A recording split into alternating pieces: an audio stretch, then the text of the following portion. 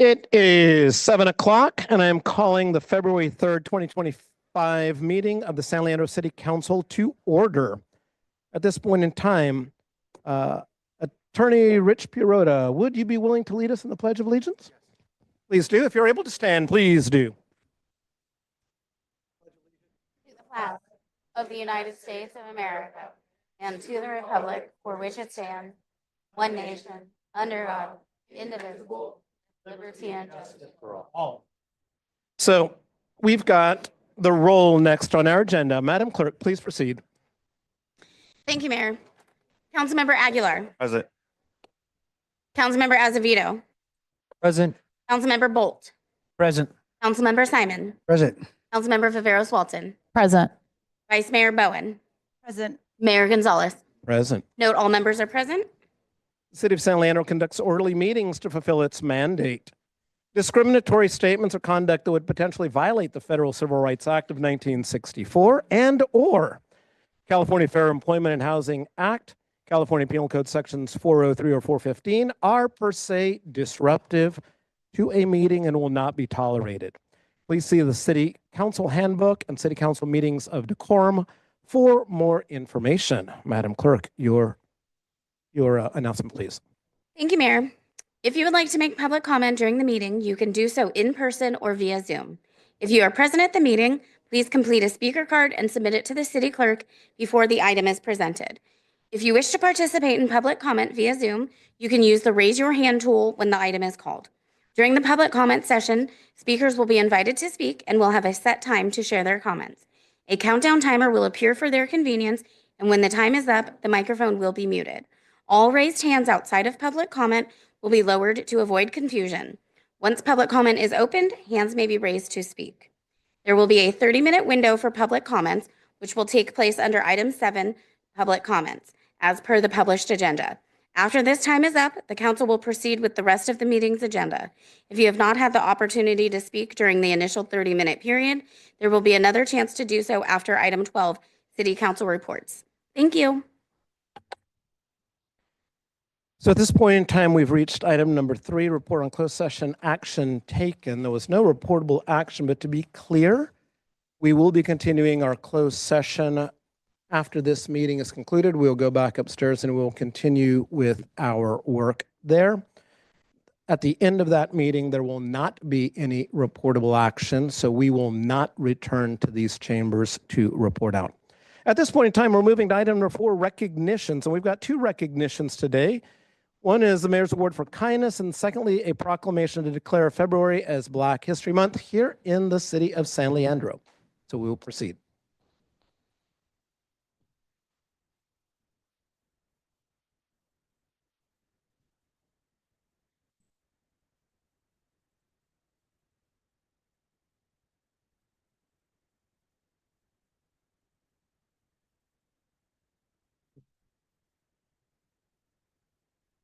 That's fine. We're going to take these out of order very quickly. We're going to start with Mr. Douglas Holly. Uh-oh. Whoever's coming, you can both come up. That's a... Come on up as we recognize Black History Month. All of you come up. For Cynthia Adams, yes. So Cynthia was unable to make it, and out of all the kindness that she has, she said, I do not want to make people sick. She is quite ill and said, I'm going to stay home. Mask isn't enough, so I want to watch out and protect everybody.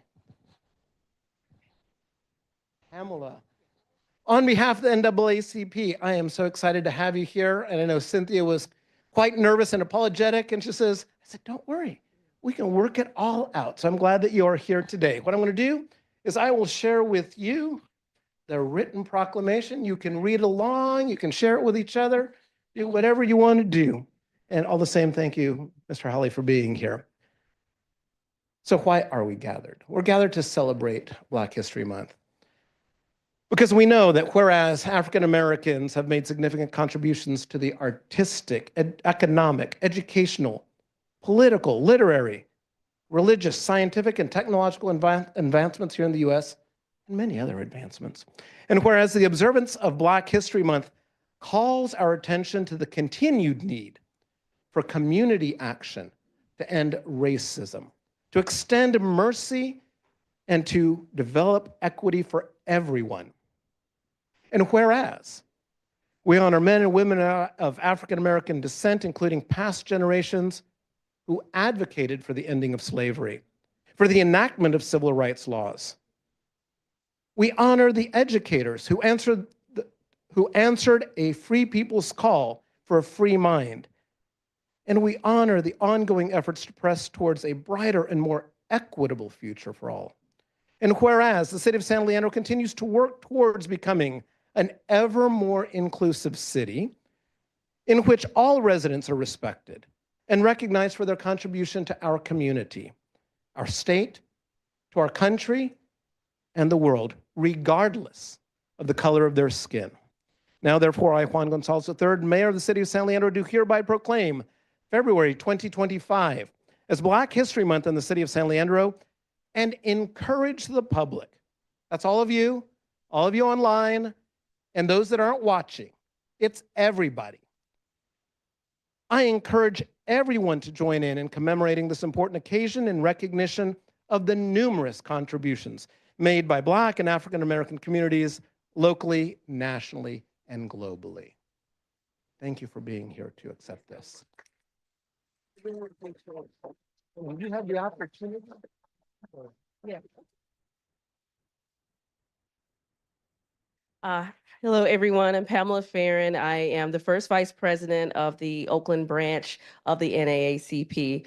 As the mayor said, Cynthia extends her disappointment that she couldn't make it here because she wasn't feeling well, but she really appreciates, we do not have a branch in San Leandro. So we do welcome folks who believe in our mission. And you may have seen some of the things that we've done over the past year that's really made a change in Oakland. So we invite you to join us.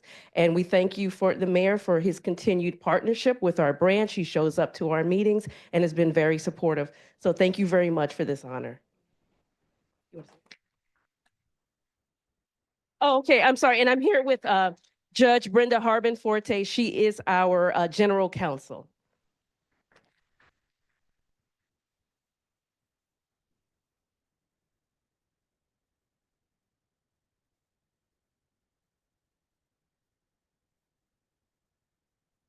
Okay, and our next recognition, Mayor's Award for Kindness, goes to 5 young men. Come on up, young men.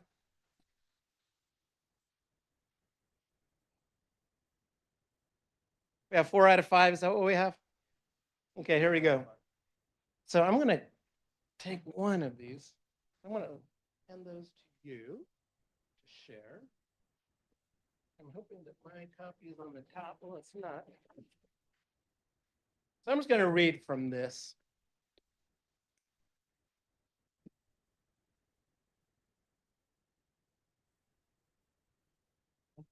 Okay, here we go. So who's got is Anthony not here? Ah, how's that even possible? He's the leader of this crew, right? Scoot on over, scoot on over, scoot this way, scoot this way, scoot this way. And look at those people. I want them to see your faces. Can you see they're all clean shaven and everything? The story behind these young men is actually incredible because I think oftentimes we think of volunteerism as something that you do after you're retired. I got some extra time, so I'm going to give back to my community. But what these young men have done is demonstrate that even when you are very young, you can organize by yourselves a toy drive. You can encourage, cajole, convince others to give and to share of what they have, not for their own benefit, but for the benefit of others. And so, for your dedication to the residents of San Leandro, as shown through your selfless commitment during the holidays, by collaborating as friends to collect and distribute toys to those in need, you individually and jointly helped San Leandro become a kinder and more welcoming city. We offer this commendation as a sign of our gratitude. Is one of you? Who's gonna-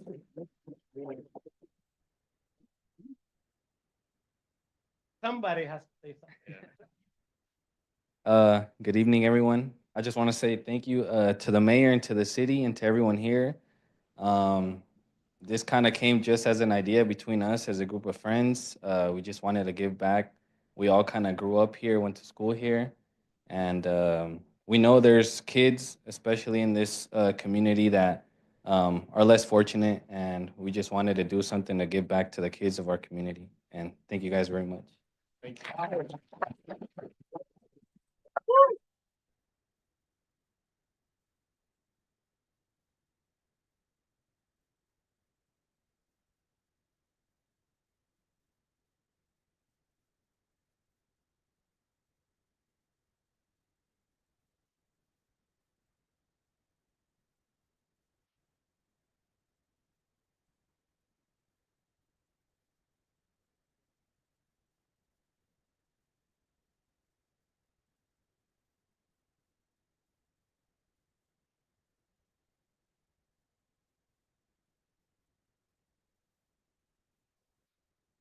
Okay, at this point in time, we are moving to our consent calendar. If there's any items that folks would like to pull, please speak up at this time. Councilmember Aguilar, I'd like to move the consent calendar. Councilmember Azevedo. I'd like to second it. Okay. Anything else? Okay, I would ask that we pull 5A for a few questions, but nothing too extensive. Okay, let's move to public comment on this item.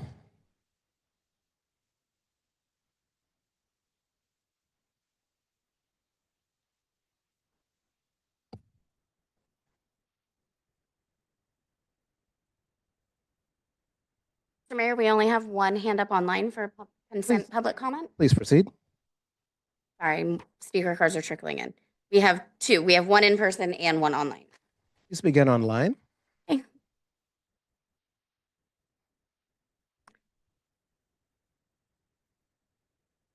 Douglas Spalding, you may unmute yourself.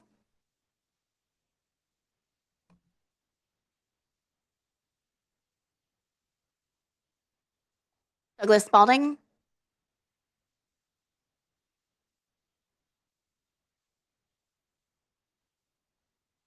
Douglas, Yep, I just got the unmute button. Good evening, council members. Can you hear me? yes, we can. Okay, I have 5A on the mind too. And if I have time, I would like to touch on 5B. 5A, of course, is demolition of the Haas Street pedestrian bridge. And again, want to thank whoever this anonymous generous donor is that's making the reconstruction of the bridge possible. But in demolition and in the planning process, I think we have to be thinking ahead about what's possible. The site is not only important for accessing Bancroft, but also for accessing the creek. And for a while, it's been used for field trips sponsored by Friends of San Leandro Creek. It can also be used from students at Bancroft to go down and do a water quality monitoring, which is a great project. However, my understanding is for some reason the district has reneged on previous agreements to allow access in favor of truck storage on a parking lot. It seems like, shouldn't there be room at the high school or maybe the corporation yard or some other place? Seems to me the city of San Leandro is in a position as we rebuild this bridge to, to broker a better educational use of the site. I think it requires a small outdoor amphitheater and an outdoor classroom, which would have a small square footage footprint. Needs a safe staired access down to the creek, and then of course I think we have to figure out how to secure it with gates and locks to prevent encampments. On 5B, this of course is the thing we're looking forward to, the listing of all the board and commission members. Congratulations to all the new boards and commissioners. Of course, that means that the website needs to be updated in terms of memberships as well as vacancies. And I would like to have one page where you can go and find out what are all the vacancies and all the boards and commissions, so you can take a look and see if something meets. Your time is up. Mr. Mayor, we will now go in person. Okay, so we will close public comment online and come in person. Please open public comment here. Darlene Evans.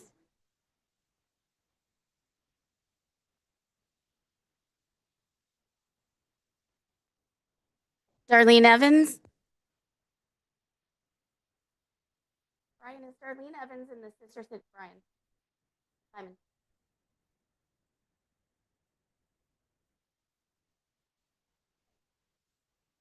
Darlene Evans, public comment.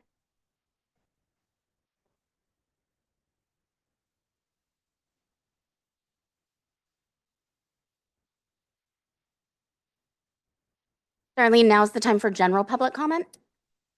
Huh. I'm not a long playing record. It's 78. This is a little confusing to me. Consent. I just come here and say I consent to Wanted to talk on item 5A and 10A. What? You had comments you wanted to speak on 5A?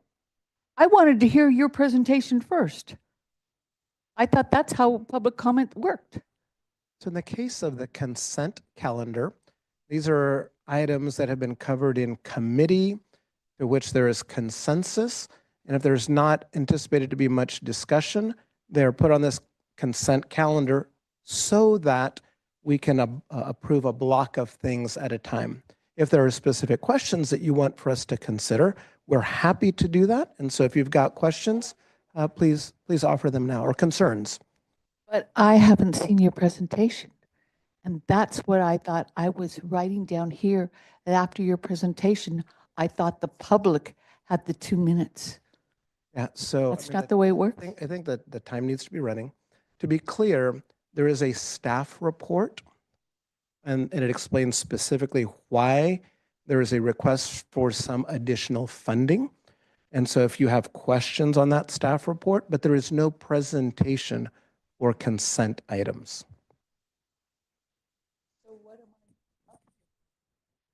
I was under the impression that you had questions about item 5A. If you don't have any questions, that's okay.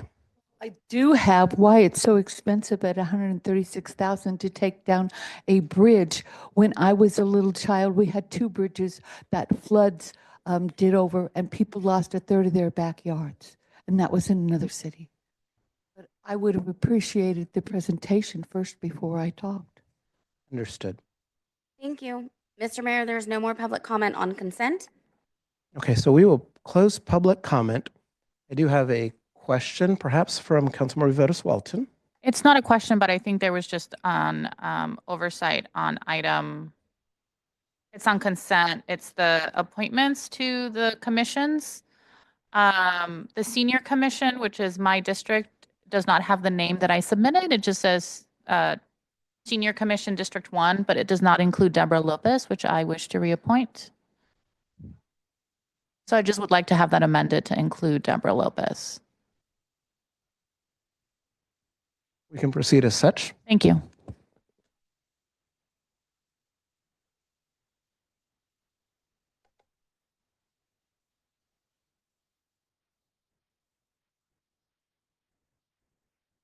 Hold on we need to just check one other thing, but you're fine with yours.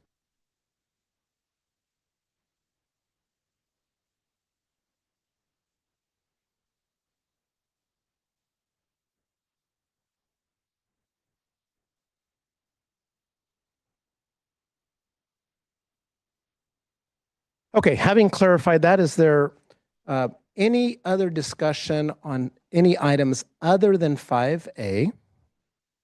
Okay, and just to confirm that the motion from Councilmember Aguilar and second from Councilmember Azevedo, are you fine with your motion being such that it pulls 5A? I have a head nod and a yes, verbal yes from Councilmember Aguilar and from Councilmember Azevedo. Please proceed to vote.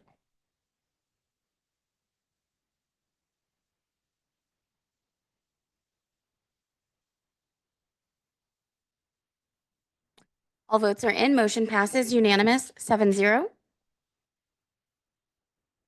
Okay, at this point in time, we're going to go to a brief discussion on 5A. I don't think this should take too long, but under 5A, I was grateful for the staff report that was there. A couple of very specific questions, and I think it's as much for elucidation for the public. who does a pretty good job of keeping an eye on cost overruns. So here in particular, I think we had some cost overruns that were due to like maybe changing conditions, something that was unanticipated. I think a manhole cover, storm drain or something that needed work on that you really couldn't see till you got there. And then there was out of scope work. So I'd like to really focus my attention on out of scope work and try to understand why it is that whatever it is that had to be added was not readily visible, because I think most people in this room would probably say, well, it's just a creek. You look down in the creek. What could be so complicated about bidding stuff that you can see? So I'll pose that to you, City Manager, and then you can take it in whatever direction you'd like. Thank you, Mr. Mayor. Good evening, council members and community members. Mr. Mayor, I'd like to defer to Director Marquises. Thank you. Good evening, Mayor, Council. Sheila Marquises, Public Works Director. So the question of why and what items were out of scope. If you recall, the bridge collapsed in the creek and was covered by eucalyptus trees. To note that this creek is not in our jurisdiction, so the project site is not an area that we would normally understand what is included in the infrastructure, the manholes, and also considering that within that time frame, there was a lot of vegetation and a lot of water in the creek. So what we could see is how we were estimating what the project scope would be.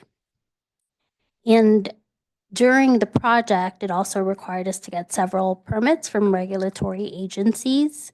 And so that was working concurrently with our contractor. And one of the requirements from the water board is that we implement erosion control and replanting of those slopes. So that was something that was added midway through the project. The other items were regarding the pavement that was within the vicinity of the work. And this is the pavement that had to endure these really large cranes that actually pulled the bridge out of the creek. So these were very heavy duty vehicles and trucks and cranes that damaged the pavement. So we're looking to restore that. As you recall, also prior to the bridge collapse, that there was a pedestrian access to the bridge, which now there isn't a bridge, so we had to install a barrier so that pedestrians wouldn't cross in that area. Okay, so thank you for that elaboration. I don't know if there's other questions from the council. Okay, seeing none, do I have a motion? Councilmember Bowen, or Vice Mayor Bowen, please. I'll move the item. Okay, Councilmember Votis Walton. I'll second. I've got a motion from Bowen, second from Votis Walton. Seeing no further discussion, please vote.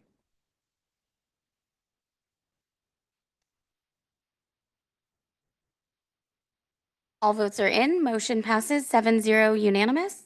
So for item number 6, do we have any sort of a report, City Attorney? Nope. Okay, so let's go to City Manager report. Thank you, Mr. Mayor. I am excited this evening to announce the appointment and hiring. And today is her first day of our new finance director, Nicole Gonzalez. Nicole comes to us from the city of Hayward, our neighbor next door, where she worked there for almost 8 years and rose to the ranks and then eventually being the finance director. And so she's here tonight. I know we were pretty worried because I'm not sure if everyone knows, hiring finance positions, especially as a finance director, is a really hard thing to do for the city of San Leandro. We have had, I think almost the whole time I've been here, we haven't had all of our leadership positions filled in finance. And as I was excited to promote Michael Ewan to assistant city manager, but I was scared to death about finding a finance director.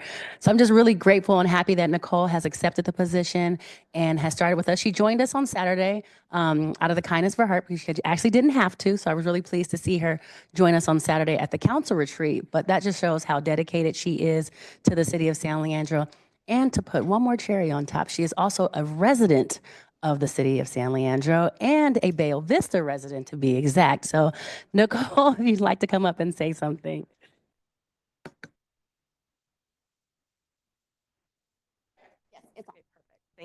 You stole lots of my my thunder there. No, thank you. Good evening, Mayor, members of the City Council. It truly is an honor to be here this evening and be introduced as your new Finance Director.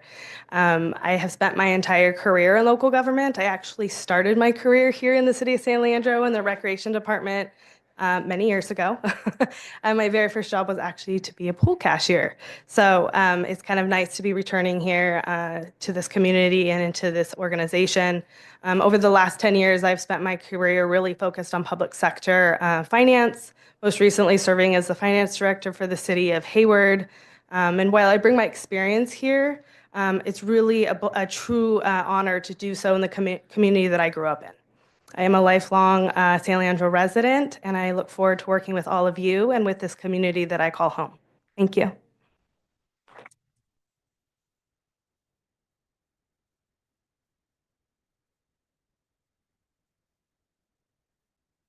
We are excited. Thank you for being here. So we're going to go to public comment. And I know that not everyone is familiar with how we proceed here. So this is the time for members of the public to speak on items that are not on our agenda. When you get to that item, you get to speak on that item. And we don't permit double dipping. You can't come here and say, well, it's not really related to you, but, and then talk about the item that we're going to talk about later. So it really does need to be on things that are not on our agenda today. And so with that, we will begin in person and then proceed online. I am curious to know how many we have so that we can adjust the time accordingly. Mr. Mayor, we have 16 public comments in person, and so far we have 2 hands up online. Okay, online, raise your hands. So we're going to start online. We'll count backwards from 1,000. And when we get to 990, we'll set the count. Okay, so we will be taking 2 hands online. Would you please begin with those 2 speakers? Yes. Lucas, you may unmute yourself. Hi, can you hear me? Yes, we can. Thank you. Thank you for taking my comment this evening. Happy New Year to everyone. Happy Lunar New Year as well to everyone who celebrates. I wanted to thank the mayor for addressing a question that I would have asked during an earlier topic about the financial responsibilities and how we approach item 5A. I joined the meeting after public comment was closed, so I couldn't make my standard comment about being fiscally responsible. But since I have a little bit of time now, I just want to say that the federal budget, the federal deficit, the federal debt, I think currently grows by $1 trillion every 100 days. $1 trillion every 100 days, 3 months, $1 trillion. Very soon it'll grow by $1 trillion every 90 days, then $1 trillion every 80 days and every 70 days. And pretty soon we'll have a major debt crisis on our hands. And that's at the federal level. I don't know what type of lobbying the council can do to try to influence fiscal responsibility there. But at least at the city level, I urge the council to make 2025 a year that is much more fiscally responsible towards the future, towards current residents than we were in past years. I also wanted to make a comment that I am surprised that I haven't seen too much from the council about the goings-on of an FBI raid on the homes of one of the council members. If you just search FBI raid San Leandro, check out what's happening. There's a lot of myths and stories out there. It would be good to learn more about what's going on from an official source. And if it turns out that it's legit, I hope that since the council censured some council members last year for what many of us consider fairly minor and mundane items, that this matter is handled in a similarly responsible way. Thank you for taking my comment and have a great evening.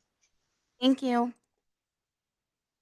Douglas Spalding, you may unmute yourself. But Lucas, you haven't been reading the news for the last few weeks? The financial crisis is over in the federal government. Elon's got it all under control, I'm sure. I would like to make a point of order. I hadn't intended to make, but I appreciate the explanation about how the consent calendar works, and that raised a question in my mind. I actually think once an item is removed from the consent calendar and then is discussed, there should be an opening for public comments based on the discussion that occurred. I think Darlene was right on that matter.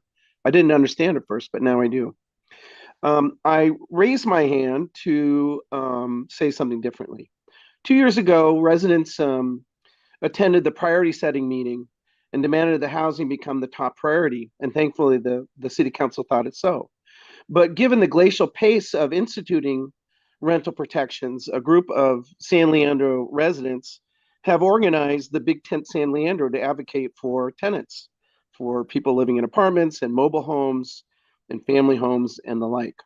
And tonight I am pleased to announce the Big Tent San Leandro, after months of research and legal consultations, has published a draft rent stabilization and tenant protection ordinance. And I'd like to urge everyone to go read it. You can find it currently on our Facebook page, which you can look up by just simply typing in the Big Tent. And maybe to just give you a little flavor here, in my 30 seconds remaining, I can read to you from the top of the findings. Whereas there is a shortage of decent, safe, affordable, and sanitary housing in the city of San Leandro, whereas the prolonged affordable housing crisis in the city of San Leandro disproportionately impacts low-income and working-class households, senior citizens, people of color, immigrants, and people with disabilities, and increases homelessness and crime, both which harm neighborhood stability and cohesion, I will have to continue the next time I have the opportunity. Thank you. Your time is up. Mr. Mayor, we will now go in person. Please proceed. And for purposes of efficiency, we're going to ask for like 3 people to line up at a time, please, so we can get this going quickly. Deborah Acosta, Brian Sandine, and Gemma Barker. Good evening, council members and mayor. Deborah Acosta, Mission Bay Residents Association. I'm here tonight to bring to your attention a disturbing attempt at intimidation directed at the Mission Bay Residents Association. 2 days before your budget prioritization workshop, a law firm representing the Mission Bay Mobile Home Park owner sent us a legal letter falsely accusing us of violations we did not commit. I'm formally entering this letter and our response into the public record. For nearly 2 years, our senior manufactured home community has engaged with MH Action, a national nonprofit organization supporting mobile home residents. Yet suddenly, we received this letter, one filled with mischaracterizations and baseless legal threats. Why now? The timing suggests an effort to intimidate and silence residents as this council moves forward on 2 critical priorities. 1, an effective mobile home rent stabilization ordinance, one that ensures homeowner investment and equity is given equitable protections, and a new citywide rent stabilization ordinance, a major step in protecting San Leandro seniors. Let's be clear, we have done nothing wrong. We know our rights, we respect the law, and we will not be intimidated. We appreciate the City Council's commitment to ensuring housing stability, and we ask that you continue standing with us against these tactics. This is our home. We are part of this city, and we deserve to be heard, not threatened. Thank you. Thank you. Brian Sandine, Gemma Barker, and Patrick Grajeda. Good evening, Mayor and City Council members. I'm here with other Lewis Avenue residents to speak about the traffic at Lewis Avenue in MacArthur and about the roundabout. At the last City Council meeting I was at, we were told that the roundabout had a start date for sometime in 2025 and a finish date, a completion date sometime in 2026. Several weeks after that, I read somewhere that there's like a $2 million budget shortfall for that project. And so I was confused as to how, if one is true, the other could be true as well. And so maybe you could explain. Thank you. Thank you. Gemma Barker, Patrick Grajeda, Larry Puente.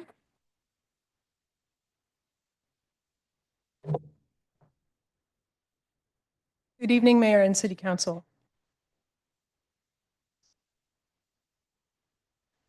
Hello, my name is Gemma Barker. I reside on Lewis Avenue with my husband and my 2-year-old daughter. I'm here tonight to add my voice to the growing concern in our neighborhood about the intersection of Lewis Avenue and MacArthur Boulevard. What we're seeing is drivers on MacArthur turning left onto Lewis, but not following through with the turn. Instead, lingering on Lewis, sometimes blocking both lanes as they wait to pull back onto MacArthur toward the 580 on-ramp. I have witnessed this scenario countless times from two different directions as someone who uses this intersection daily. I've seen this maneuver often cause confusion among other drivers waiting to turn left behind the U-turn driver. I've seen drivers follow the U-turn driver to complete their left turn, only to get stopped in the oncoming MacArthur lane because the U-turn driver has decided to block Lewis with their U-turn. This happened to my husband last week. The confusion plus the high speeds we see some drivers going as they head on or off the highway ramps makes this situation particularly risky. Our neighborhood has been tracking incidents in this intersection for almost 2 years now. I urge you to review our incident log and consider what it would be like to have this intersection in your neighborhood, where you and your family walk to get tacos, ice cream, and dim sum from the local businesses. The latest incident recorded in our log involved a large dump truck doing a U-turn at this intersection and reversing into a fire hydrant. I saw footage of this happening captured by security cameras, which I found chilling. The speed at which the driver uses to back up is very disconcerting, especially when you consider that they don't have a full view of what is behind them. Remember, this is where our families walk to get ice cream, to get tacos, to get dim sum. I urge you to review this. Thank you. Thank you. Patrick Grajeda, Larry Puente, Michelle Ratto Brancho. Good evening, Council and Mayor. My name is Patrick Grajeda. I'm the president of the City of San Leandro Employees Association. I've also been an employee with the City of San Leandro for nearly 20 years, and I've lived in San Leandro for 26, like many of our members. We started a negotiation process for labor negotiations months ago. Here we are in February. We still do not have a contract. Our members touch everything in the city, whether it's Parks and Rec, Human Services, the Finance Department, Public Works, Water Pollution Control Plant. We're the ones out there every day making sure that this city works, and we do it with pride and dedication. All we're asking for is for a fair contract. We've been in negotiations far too long. Here we are in the second month of 2025. We would like to have a fair contract. Thank you very much. Thank you. Larry Puente, Michelle Ratto Branchode, and Liz Hodgins. Okay, so I'm going to give the same warning and admonition that I give to every group, every meeting. No talking, no cheering. We're gonna try to get through this very quickly. So please, please, please, let's follow the same rules for every single group. As much as I love you guys, I want to be consistent across all the groups. Please proceed. Good evening. My name is Larry Puente. I've been with the City of San Leandro for 18 years, and I'm currently a police service technician. I have seen the city make many positive changes, and I'm proud to be an SLCA member of the City of San Leandro. I was advised to talk about my position and how the last 12 years we've been fully staffed 2 times, once for 2 weeks and the other time for 30 minutes. But I'm not here today to tell you I'm overworked and underpaid. We have one common goal, and it's to make the City of San Leandro the best city in the Bay Area, county, and state. We are currently out of contract. We still come to work on a daily basis, and we're working to the best of our capability. Many departments are running short staff, but still keep the demands of the city needs. We do this by helping one another, and we want a fair compensation from the city. Fair compensation attracts people to the city. What makes this a great city and the culture it created? The people behind me who grew up here. They take care of the city as if it's their city. In reality, it is their city. They are proud to call San Leandro home. California has many old towns. With the technology age, citizens are able to move further and telecommute. These small little towns with one gas station, post office, and a diner are turning into small cities. These small towns are beginning to thrive. The city pay is close to the Bay Area. I promise this is going to entice the Bay Area city employees. This city will lose the heart and soul of this fine city, not because they want to leave, but they want to live the American dream, the same dream that enticed me to work for the City of San Leandro. Please, City of San Leandro, let's not lose our city workers to a newer city. Let's give SLCEA fair equity and let them live the dream. Together, let's continue to make San Leandro the destination city. Thank you very much. Thank you. Michelle Ratto, Liz Hodgins, and Thomas Browning. Good evening. I've worked for the city since 1994 and have been a resident since 1991. I'm a public safety dispatcher, and I just got off of a 12-hour shift. Our communication center has been struggling with staffing, and we were able to work in concert with City Hall and with HR for a great recruitment process. We've got 4 people who are in training right now, and we've got more in the pipeline. But without having a contract, it makes it really difficult to continue that recruitment. People are not going to want to come and work here or stay if it's questionable what they're going to be compensated with. We as dispatchers are here while you guys are sleeping on your days off. We're here on our birthdays, on the holidays and everything. And we're here, me specifically, because I love the town I live in. And I want nothing more than to see it successful. And I would like to see great succession planning with having great people to come and fill the spots when I finally leave. But without a contract, it makes it really difficult to make that commitment to somebody.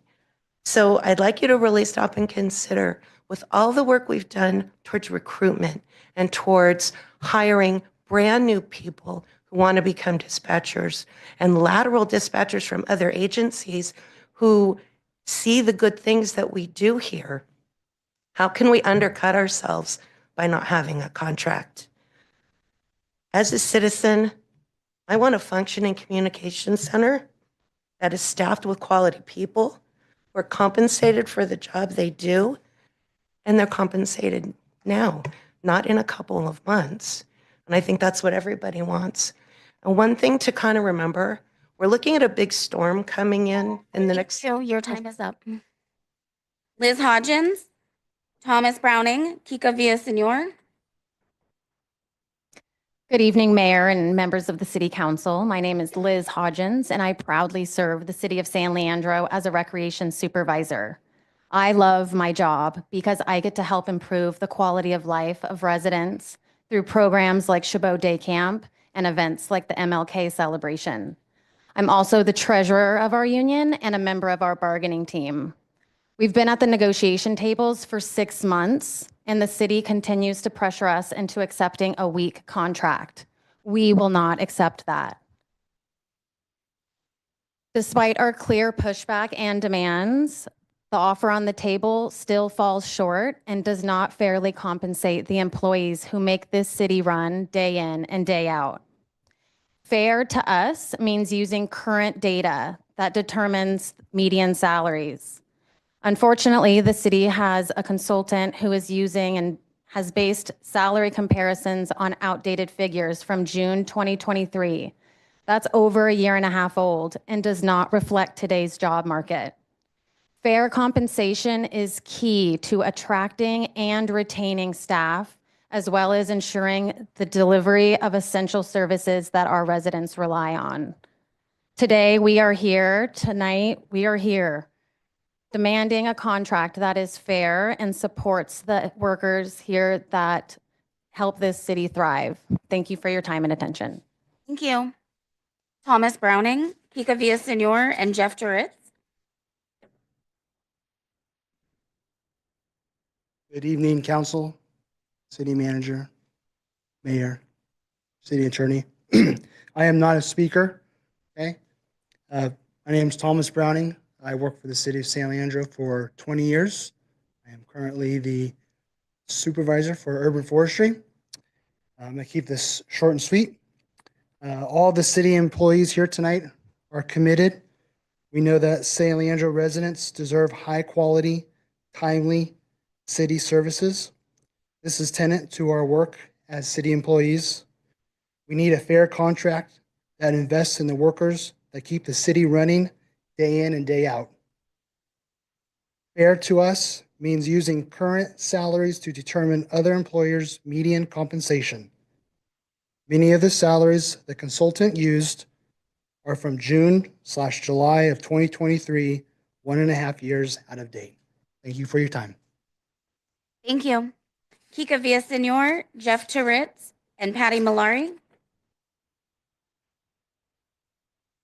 Good evening, Mayor and City Council members. My name is Kika Villaseñor. I've been an employee of the city for almost 20 years. I'm also a resident. I live in the Manor. I currently work for the water pollution control plant, the waste treatment plant here in San Leandro. As you know, it's a critical public health and environmental infrastructure for the city. And we struggle to keep fully staffed. In the 8 years that I've been at the plant, we are constantly recruiting people. We train them, they turn around, they leave, and they go to a district or another city nearby. We train them. Our operators currently are the lowest paid for the overnight shift differential. Not even in the middle, we're the lowest, we're the bottom. It's really hard to recruit people when we can't compensate them. We can't compete with Oraloma, USD, Hayward. Hayward is a comparable plant to ours, and we can't keep people, they leave. We're asking for a fair contract. We're asking for an increase in shift differentials. We need to keep the staff that are here. We need to protect the environment, our bay. I'm asking for a fair contract. Thank you for your time. Thank you. Jeff Duritz, Patty Malari, Lisa Maffei.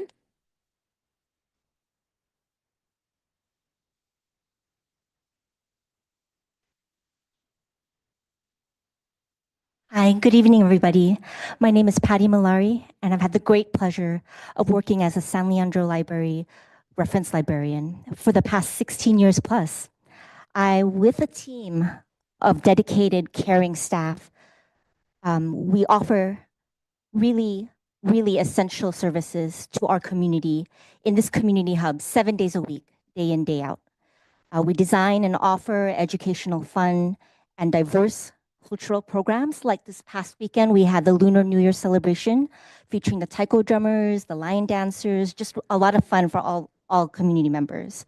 And we offer full circle, lifelong learning, and also we enhance quality of life from the beginning, from infancy. We offer baby story time and stay and play community programs. We offer college and career preparation for our teens and our young adults that are getting them ready for the workforce. We offer GED and ESL courses to help people learn English. And we also even invite the community to be involved in yoga classes and meditation circles, which we had today. As a steward, I represent a lot of the library clerks, the frontliners, the maintenance aides. We're all working hard. Our clerks have a 53% turnover rate, and that is kind of really not good for the whole community, because when we are understaffed, the rest of the staff members are just spread thin, and we don't deliver the high quality services that our community members deserve. And we get burned out, basically. The tax-paying residents that live here deserve the highest of quality with our services that we provide. We hope that we get a good contract, and if we're not fully staffed, we can't deliver. Our pay is lagged, and we also cannot get Y-rated. Thank you. Thank you. Jeff Duritz, Lisa Maffei, and Gunnar Hissam.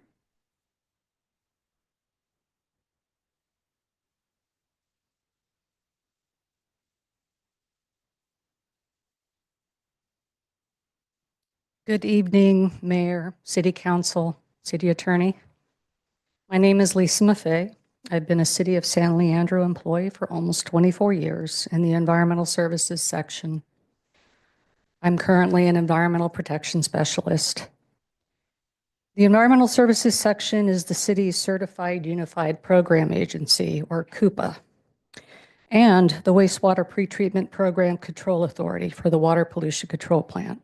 As a CUPA, the city's Environmental Services section performs oversight for 6 mandated hazardous material and hazardous waste regulatory programs. Our work is critical, yet often invisible to the public. In the last 10 years, there have been 6 recruitments for the Environmental Protection Specialist position. All the city employees here tonight are committed to the city and are advocating for timely negotiations and fair compensation by the use of both accurate job comparators and current salary data. As you've heard, in some instances, the city's classification and compensation consultant used salary figures that were 1.5 years old. As the ultimate decision makers, we urge the City Council to provide direction to the city's bargaining team to ensure negotiations are based on accurate, up-to-date salary data and relevant job comparators to ensure fair treatment and promote employee retention. Thank you. Thank you. Jeff Duritz, Gunnar Hissam, and Matthew Law.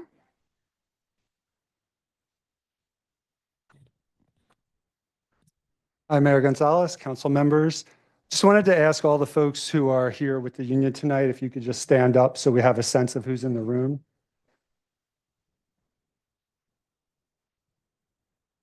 I know that there's other items on the agenda that are high interest, and so unfortunately we have about 30 people in the overflow room in blue t-shirts who couldn't make it into the room. Otherwise it would look a little different. So I think that the employees, our members, can speak more intimately about the work they do and why a good contract is important to them. I just wanted to say, as their representative, that, you know, we know from looking at the agenda that you all haven't even been briefed on our negotiations since December 9th. I haven't seen that before. I haven't seen a 2-month gap in the elected body having information from this employer's team on what's happening right through the time that the contract expires. I look back in all our previous contracts back to 2016. Our salary increases always take place on January 1st, including in the past, sometimes we've had to go past expiration because of complicated issues at the table. Now at the table, we're hearing, well, it won't go back to January 1st. It's going to be based on in the future. Haven't heard that before. The city team during this round of negotiations has thrown around stuff like, well, we might be at impasse. We might need to issue our last, best, and final offer. And these are terms that have legal implications for bargaining. When you declare impasse, that means something in the process. When you say this is a last, best, and final offer, that has a legal meaning to it. And that is a way to exert pressure.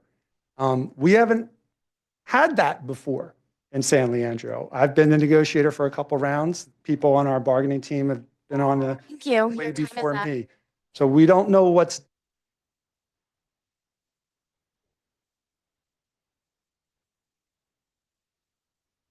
Gunnar Hissam, Matthew Law, Cynthia Lopez. Hi, everyone. My name is Gunnar Hissam. I'll keep it really short.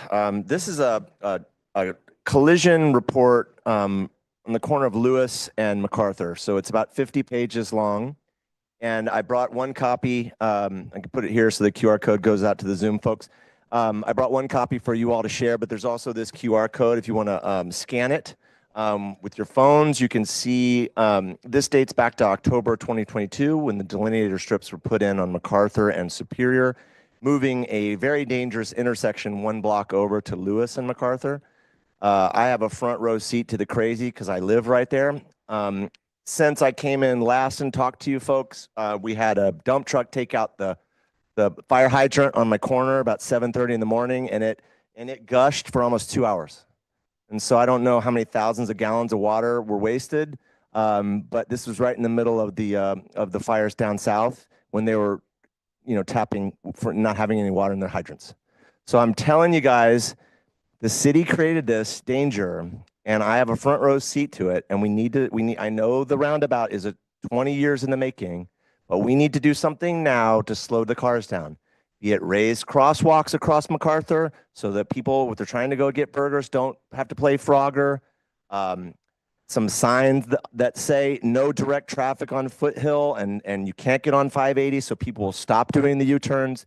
But there's over 25 crashes here, and this dates back to a different mayor, a different council, and there's over 100 emails that we're going through now, pulling out just the accidents that we've witnessed. And so I'm just asking for the council will take this seriously. Please take this, flip through it. They're all documented in here. Scan this QR code so you can get a digital copy. There are 50 pages long, front and back. So we're going to print one for every one of you, but we Thank couldn't you. do Your it. time is up. Matthew Law. Have Cynthia you, Lopez? I'm sorry, just a second. Mr. Hissom, did you give that to the clerk? Does she have a copy? If you could just pass it, if someone from the team could just.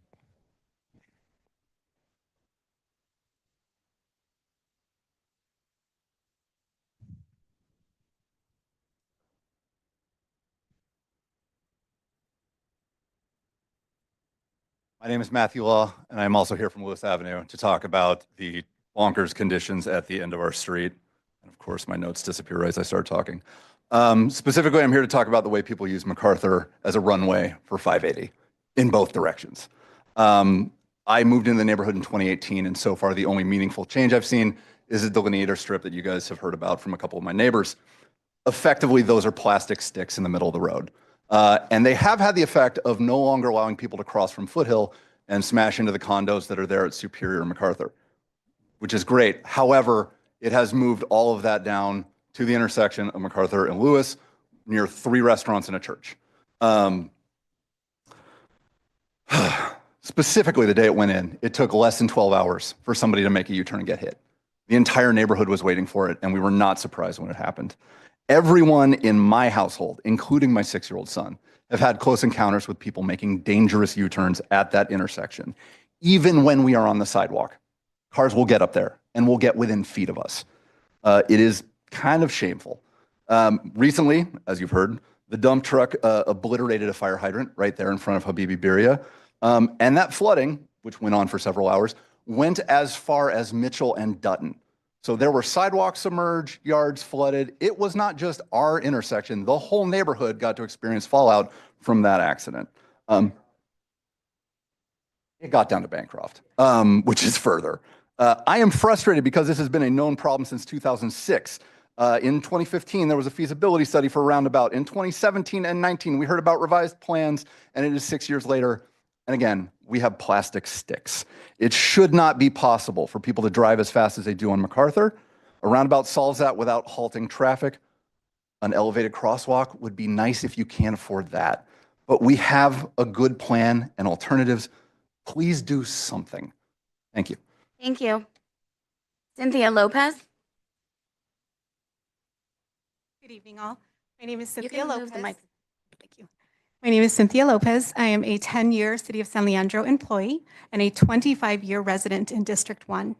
And I'm a little out of order, but I'm here tonight with the union, of course. And I want to talk about how much I love working for the City of San Leandro. I currently provide administrative support for the engineering division, handling, of course, all of our capital improvement projects in the city. And I love my job. But at the same time, our pay has lagged, and it's far behind inflation over the last several years. We need adequate salaries to get fully staffed and to buy gas and groceries. None of us can afford to be Y-rated and go without a further cost of living adjustment. Thank you for your time. Thank you. Mr. Mayor, this is the last public comment. Okay, so although we are over time as a matter of courtesy, we will take this public comment and thereafter close public comment. Thank you. Elijah Palacio.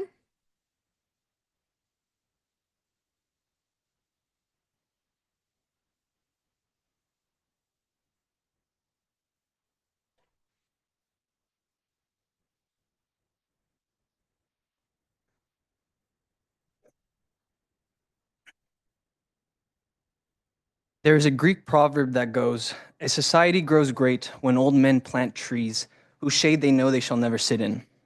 And we must ask ourselves what role we play in this society. Hello, council members. My name is Elijah Palacio, and I have been a resident of San Leandro for close to 2 years now. And I am also launching a cannabis tech startup called Misa Technologies, headquartered in San Leandro. Thanks to God, I was able to start a community outreach program called Trailblazer, where I provided educational cannabis content while completing a daily run/trash pickup effort. So for the past 130 days, I have been blessed enough to pick up 24,179 pieces of trash, and have covered a distance of over 480 miles in order to limit illegal dumping in the city.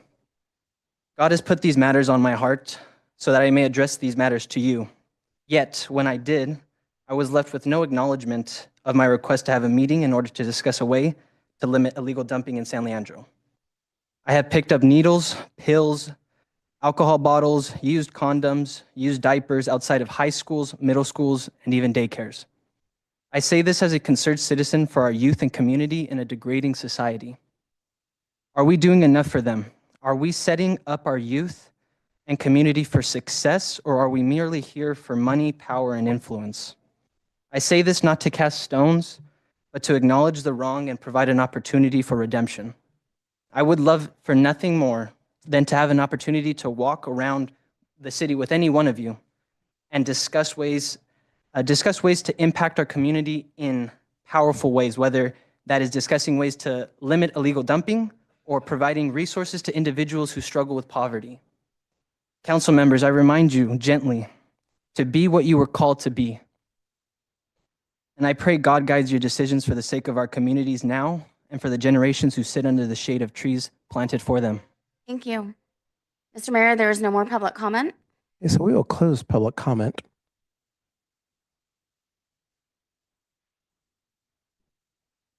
Okay, with that, we will move to item number 8, which is a public hearing. We don't have public hearings today, nor do we have presentations. So we're going to move to our action item, item 10A, which deals with Lake Chabot Road and an evaluation one-way circulation. At this point in time, I'm going to ask Vice Mayor Bowen to serve as the chair for this particular item, as I will be recusing myself and leave the room. I will return upon the conclusion of this item and resume the role of chair for this meeting. And the recusal relates to a potential real property conflict, which is we're receiving some expert support to evaluate that.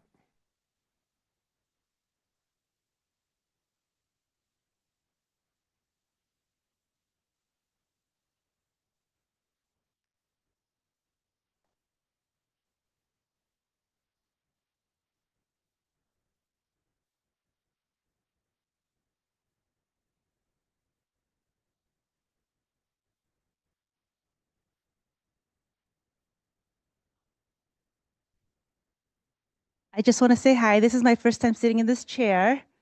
So I'm very excited to be chair of the meeting. I was hoping the mayor would say I was going to be mayor for the next however long. Samesies, I think. Okay, so we're going to go ahead with item 10. Let's see. Where is it? Public Works Director Sheila Marquises. Will you please present this item?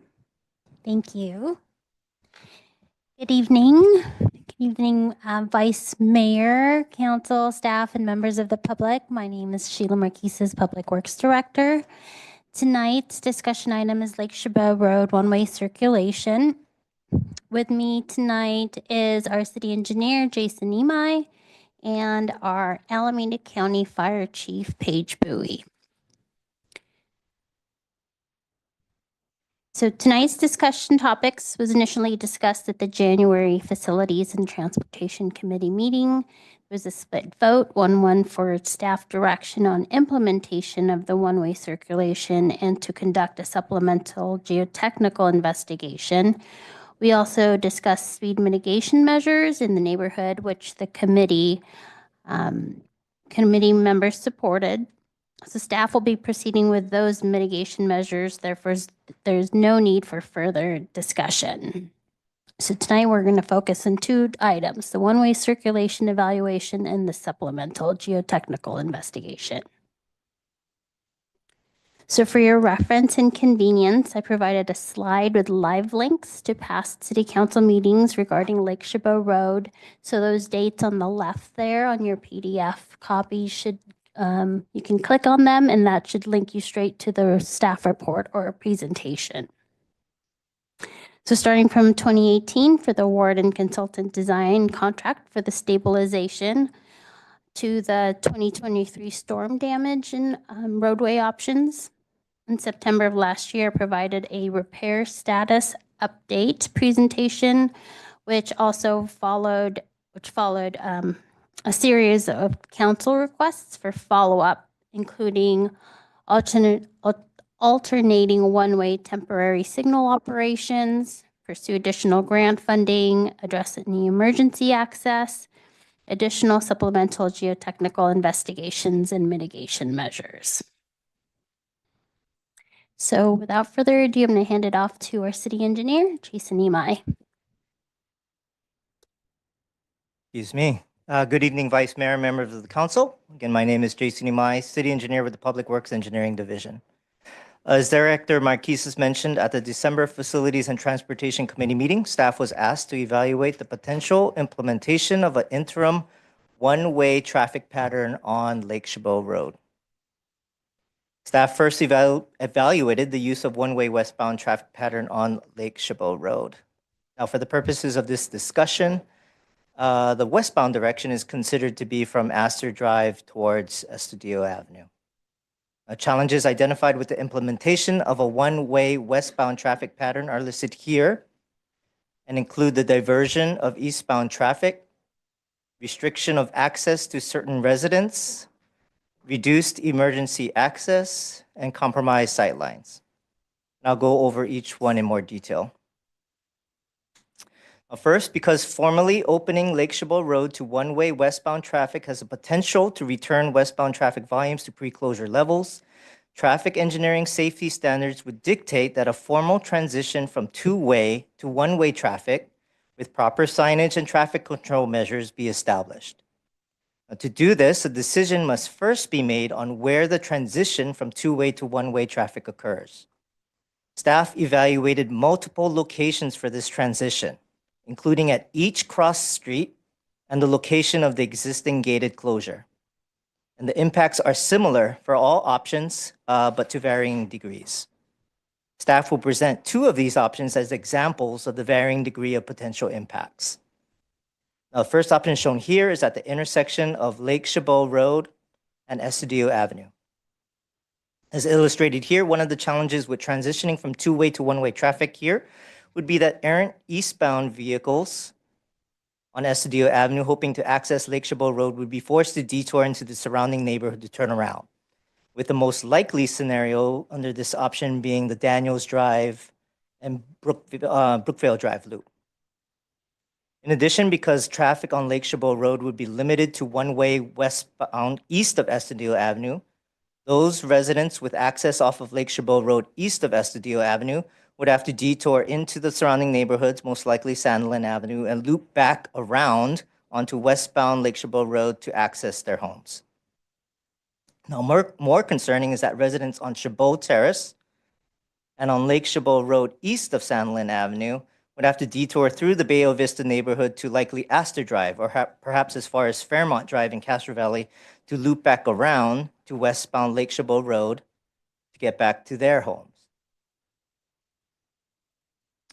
Now, this slide helps illustrate why errant eastbound vehicles would likely be forced to detour into neighborhood streets to turn around.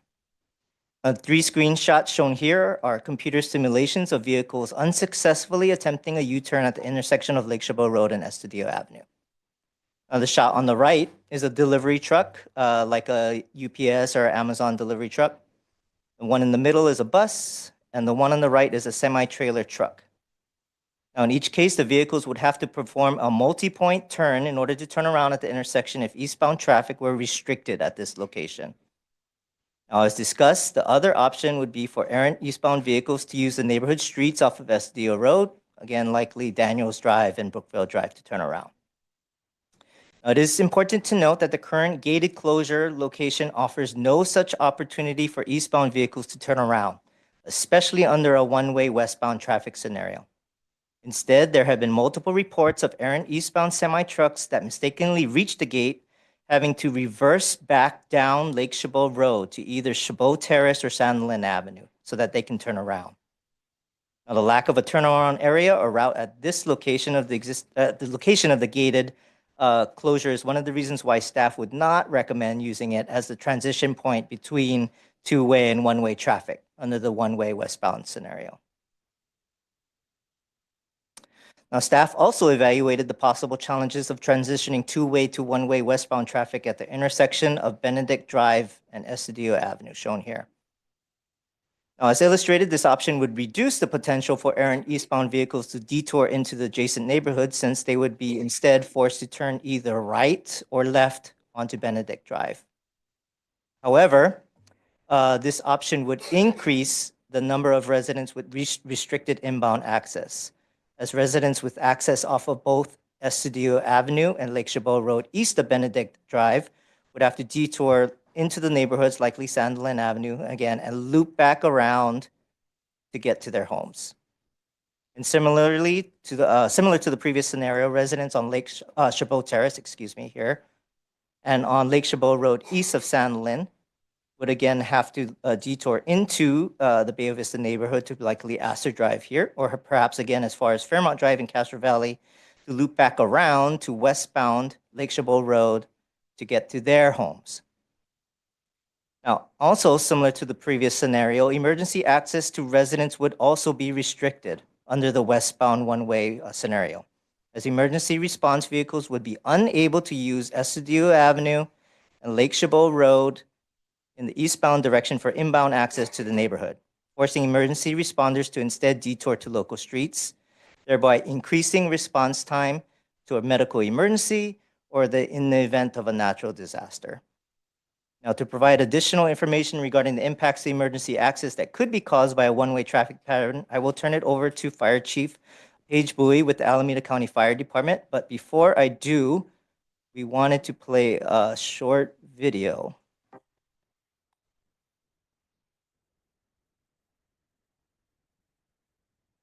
Hi, San Leandro. This is Paige Bowie, Division Chief with the Alameda County Fire Department. As you are aware, Lake Chabot Road is closed to all vehicles except for emergency traffic. So we wanted to make you aware that you can in fact use Lake Chabot Road. If you had a personal life-threatening emergency, you can drive over these bollards to get out and over. We do ask that you respect the road closures and keep this road safe for emergency vehicles only, but want to let you know that you can in fact use the road if absolutely necessary. Thank you. Again, now I'll turn it over to our Fire Chief, Paige Bowie. Hi, good evening, Vice Mayor and Council. I just want to reiterate what I said at the January Facilities and Transportation Committee meeting. Fire does not support a one-way option for this road due to the fact that if we need to get in the event of emergency, specifically a wildfire or major disaster, Lake Chabot Road would be the main artery for our fire apparatus coming up. It puts us between the potential fire in Lake Chabot and the residents and homes in the Bay Vista neighborhood, which is where we want to be. If we have a vehicle trying to come down that road while we're trying to come up, effectively stops us in our tracks. And that's an issue I do not want to run into. So I just want to reiterate what I said earlier.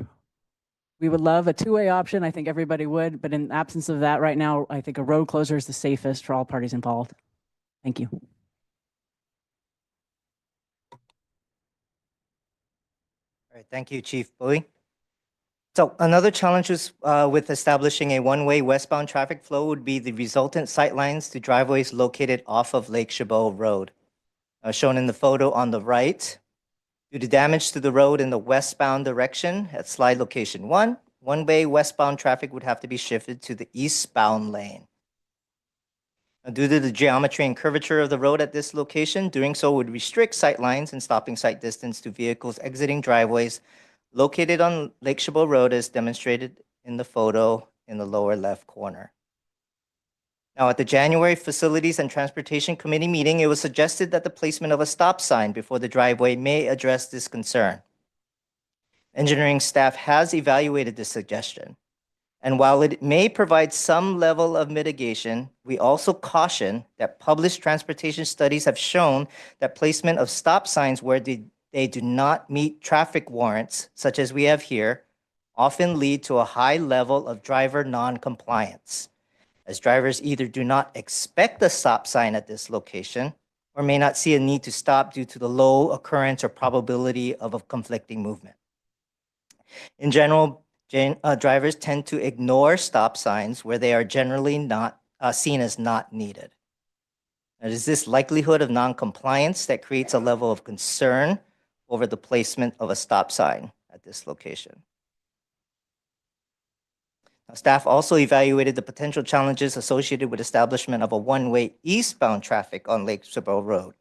Under this scenario, the most logical transition point between two-way and one-way traffic would be at the intersection of Lake Chabot Road and Astor Drive, shown here. Similar to the existing closure of Lake Chabot Road, this would likely result in errant westbound vehicles hoping to continue on Lake Chabot Road to instead detour to Astor Drive and View Drives.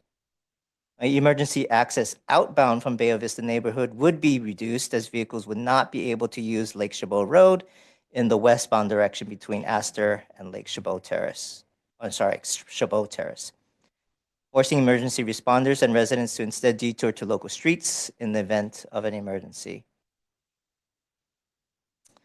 Now, at the November Facilities and Transportation Committee meeting, staff was also asked to solicit a fee proposal from a geotechnical engineering firm to determine whether Lake Chabot Road is safe to open to vehicular traffic at this time. Now, in response, at the December committee meeting, staff presented a scope and fee proposal from Langen in the amount of $89,500 to perform the requested evaluation. During discussion at that committee meeting, we were asked by the committee to clarify why advancement of additional soil borings was not recommended at that time. To do this, we must first review the previous geotechnical investigations completed to date. In 2011, in response to observed distress of the pavement along Lake Chabot Road, the city contracted with Treadwell and Rollo, since acquired by Langen, to evaluate subsurface conditions of the road and develop conclusions regarding the cause for roadway distress and recommendations for mitigation. Subsequently, in 2018, the city contracted with Cal Engineering and Geology to develop design alternatives for embankment stabilization and pavement rehabilitation along Lake Chabot Road. The last two reports listed here, completed in 2019, assisted with that effort. The 2011 geologic and geotechnical investigation by Treadwell and Rollo included 6 exploratory soil borings along Lake Chabot Road at the locations indicated on the slide by the blue markers. And the borings were advanced to depths ranging between 13 and 40 feet until solid bedrock was encountered. Information collected from the borings was used to determine the extent and depth of fill beneath the roadway and the depth to solid bedrock. Based on the information collected from the borings and visual observations of the roadway and slopes, the 2011 report concluded that the observed distress to the downhill edge of the roadway appeared to be related to downslope creep movement and settlement of the fill placed during construction and reconstruction of Lake Chabot Road. Based on their field investigation and their understanding of cut and fill construction practices when the roadway was constructed, Treadwell and Rollo concluded that the fill used to construct the roadway was not keyed or benched into the bedrock, as is typically done today. Instead, the fill was placed on sloping ground, and in some instances, atop colluvium, which is another word for loose, uncompacted settlement. When fill is not keyed or benched, it is common for the fill to creep and or slide along the native soil or bedrock. 2011 report projected that creep movement of the roadway and slope will continue if mitigation measures are not taken. Furthermore, the 2011 report states that downslope landslides triggered by excessive precipitation or earthquake may cause extreme cracking or lateral and vertical displacement of the roadway. In other words, as we saw happen at slide location 1 during the 2022 storm, a significant rain event or earthquake could cause portions of the road to either sink or slide down the slope towards the creek. Now, to mitigate this, the 2011 report recommended the construction of a stitch pier retention system shown in the photo in the lower right corner. This involves drilling piers into the bedrock layer beneath the downhill slope to provide lateral support to both the slope and the roadway. Now, as mentioned previously, subsequent to the 2011 investigation by Treadwell and Rollo, the city contracted with Cal Engineering and Geology in 2018 to develop design alternatives for embankment stabilization and pavement rehabilitation along Lake Chabot Road. A study included both a topographic and geophysical survey. The topographic survey was limited to 5 feet upslope and 10 feet downslope of the road pavement and was supplemented by aerial LiDAR survey and orthophotos. A geophysical survey consisted of 7 additional seismic refraction profiles along the downslope edge of the roadway. Locations of these profiles are shown here in green. A seismic refraction in general involves sending seismic waves into the slope and measuring the refraction of those waves by the underlying rock and soil layers in order to determine the type and depth of those layers beneath the surface. In this particular case, the refraction profiles were used to estimate the depth to bedrock between the locations of the 6 borings performed by Treadwell and Rollo in 2011. As demonstrated by this slide, by using the information collected from the 6 borings performed in 2011, in combination with the 7 additional refraction profiles performed in 2018, the geotechnical engineers were able to develop a comprehensive understanding of the soil profile along the entire stretch of Lake Chabot Road. Most importantly, the limits of cut and fill, and the location and the depth to bedrock. Using this information, the 2019 reports completed by Cal Engineering were able to substantiate the conclusions made in the 2011 Treadwell and Rollo report. Namely, that the observed roadway distress was a result of settlement of the embankment fill and fill slope creep movement. The 2019 reports also identified specific areas of embankment failure and downslope creep, resulting in a loss of lateral support for the roadway and settlement of the pavement. These areas will be presented on the next slide. Stabilize the embankments. The 2019 reports recommended construction of cast-in drilled hole, or CIDH, concrete piles in the roadway shoulder, similar to the 2011 report by Treadwell and Rollo. The report also recommends constructing a retaining wall with soldier piles and lagging to stabilize and restore the roadway at the western end of Lake Chabot Road near the location of slide 1, and drainage improvements to minimize further erosion of the embankment due to stormwater runoff. Now, as mentioned on this slide, which was also presented at the November Facilities and Transportation Committee meeting, this slide illustrates the locations and extents of the embankment failures identified in the 2019 reports, and those limits are shown by the red dashed lines. Now, also at the November Facilities and Transportation Committee meeting, staff was also asked to solicit a fee proposal from a geotechnical engineering firm to determine whether Lake Chabot Road is safe to open to vehicular traffic at this time. In response, staff contacted Treadwell and Rollo, since acquired by Langen, the geotechnical engineer of record and author of the original 2011 geotechnical report. The scope presented by Langen includes a supplemental topographic survey and LiDAR scan to map any changes to the downhill slope that have occurred due to further creep movement and settlement of the fill, and a slope stability evaluation that will compare the condition of the roadway to establish geotechnical criteria for roadway stability and safety. The study would also develop recommended short-term mitigations if it is determined that the road does not meet established criteria for stability and safety.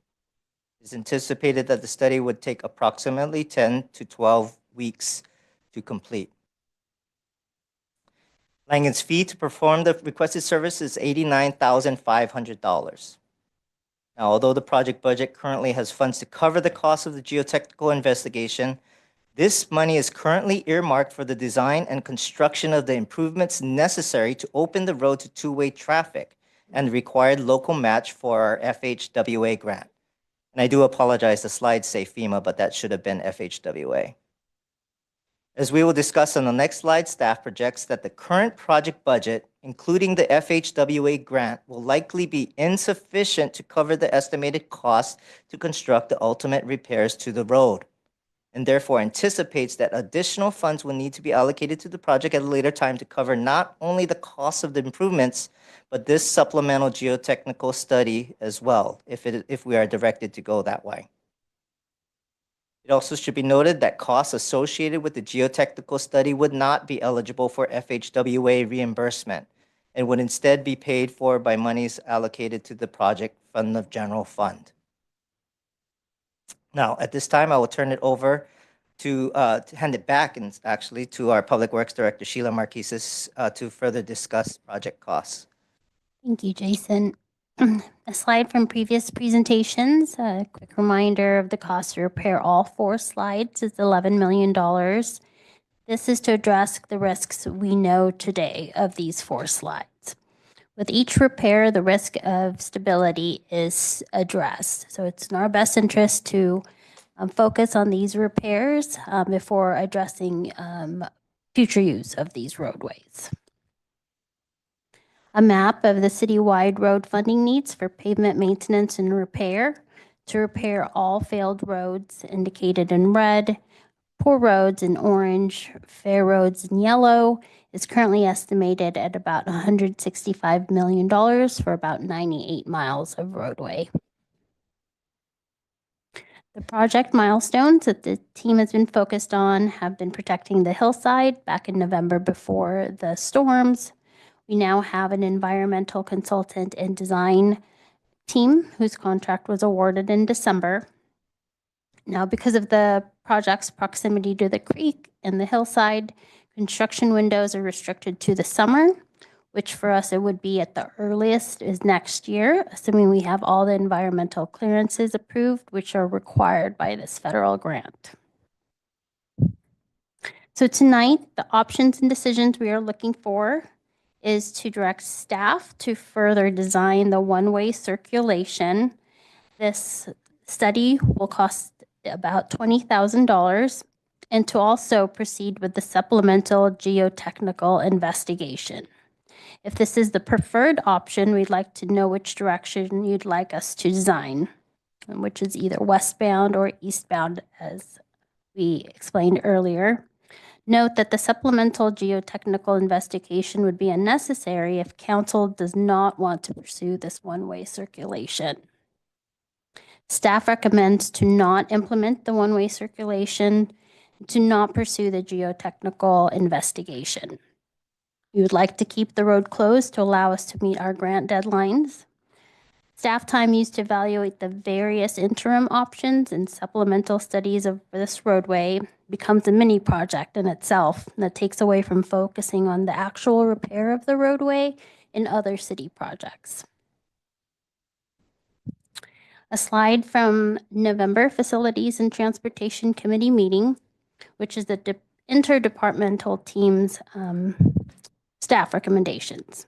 This is a staff recommendation from the city manager's office based on the risks presented, from the Public Works Department for the preservation of the road structural integrity and project construction efforts, and both the Fire and Police Department, whose interest is having priority use of the roadway. The staff recommendation of the 4 departments is to keep the road closed as configured, focus on completing the repairs, and implement the applicable traffic calming measures. I want to briefly address any questions declaring this road as safe or unsafe. The definition of safe is to be free from harm or risk, which is not the case here. As most engineers, we are reluctant to define the structure or road as safe because we all know there's always risks of varying levels. If you were to ask me if Lorraine Street, where we park, is safe, I would say the risk depends on your use of the road. Are you a driver obeying your laws? Then your risk is lower. You're also in a 2-ton armored protected shell. Now, if you're a pedestrian, your risk is generally higher because you do not have an armor. But it also depends on your awareness and how you cross the road.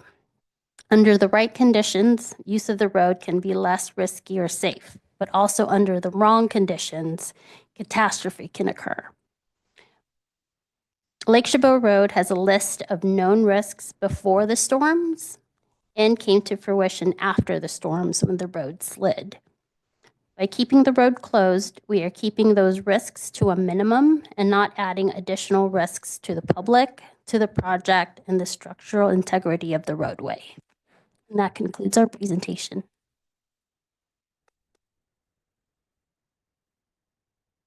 Thank you so much. Okay, so we'll go ahead into council questions.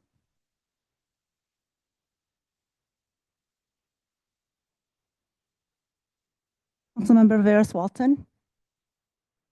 I have a couple of questions and I only have 5 minutes. So, one is regarding the assumption that traffic would go back to pre-storm levels. Can you just tell us a little bit more about how that assumption was made?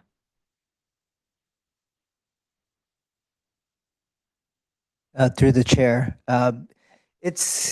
We're not assuming, we said it could be. It will likely increase, beyond what it is now. So it could go back to pre-closure volumes. We're not sure. Once we open the road to westbound one-way traffic, Google Maps is going to show that it's open. Google Maps is going to direct people to go that way. There is a possibility that westbound volumes may return to pre-closure, but I can't say for sure, for certain. Just a follow-up question. What would the traffic load be in order for staff not to recommend the detours? Through the chair again. I'm sorry to interrupt. Is that the practice that all the questions have to be directed to the chair when the staff makes the presentation?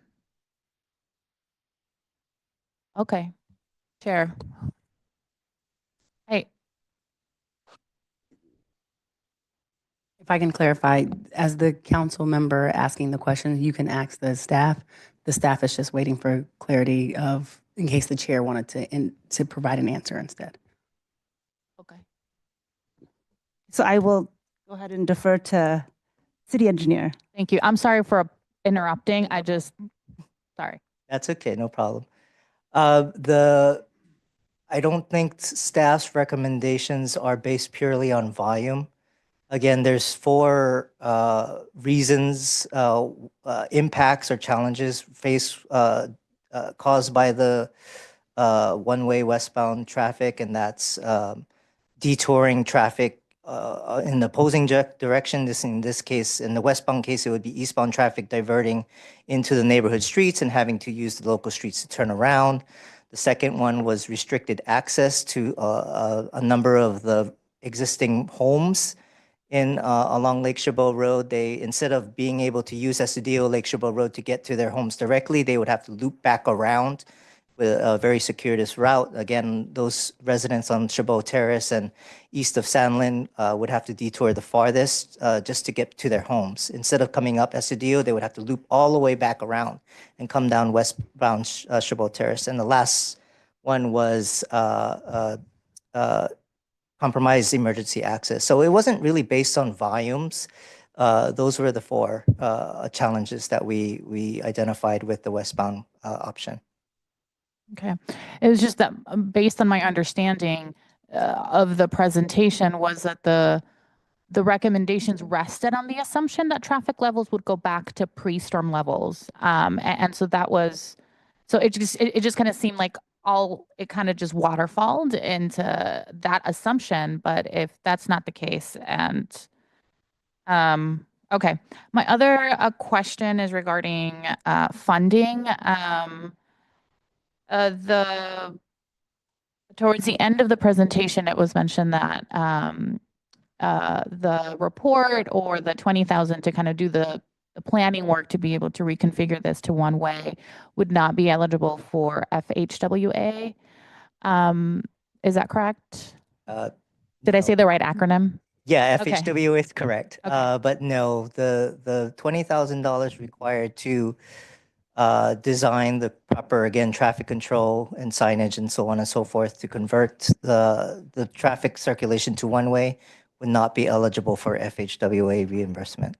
And what about the 747,000 that was reappropriated through ARPA? I will, the city manager. Thank you, Vice Chair. I'm sorry, I need clarity on the question. Sure. I think it was the January, no, I think it might have been December Finance Committee meeting. There was $747,000 that was for Lake Chabot. Let me just read the present. Oh, I just closed my link. There was the 747,000 that was allocated for Lake Chabot construction. And because of the ARPA regulations, it had to be expended. So it went back to the general fund, but we were told that those funds would be reallocated towards the use of Lake Chabot Road. And my question is, are we able to use those funds to pay for the geotechnical report and for the staff work needed to configure it to one way? City engineer. Thank you, Councilmember. Yes, the money was reappropriated to Lake Chabot Road. Now those funds was put aside mainly just for the construction of the roadway because we know we're already underfunded. Now, your question is, do we want to use that amount to fund this project? Yes, we can. However, we're always going to be there's always going to be a shortfall. So either we search for funding later on or we preserve the fund mainly for the construction of the roadway. Okay.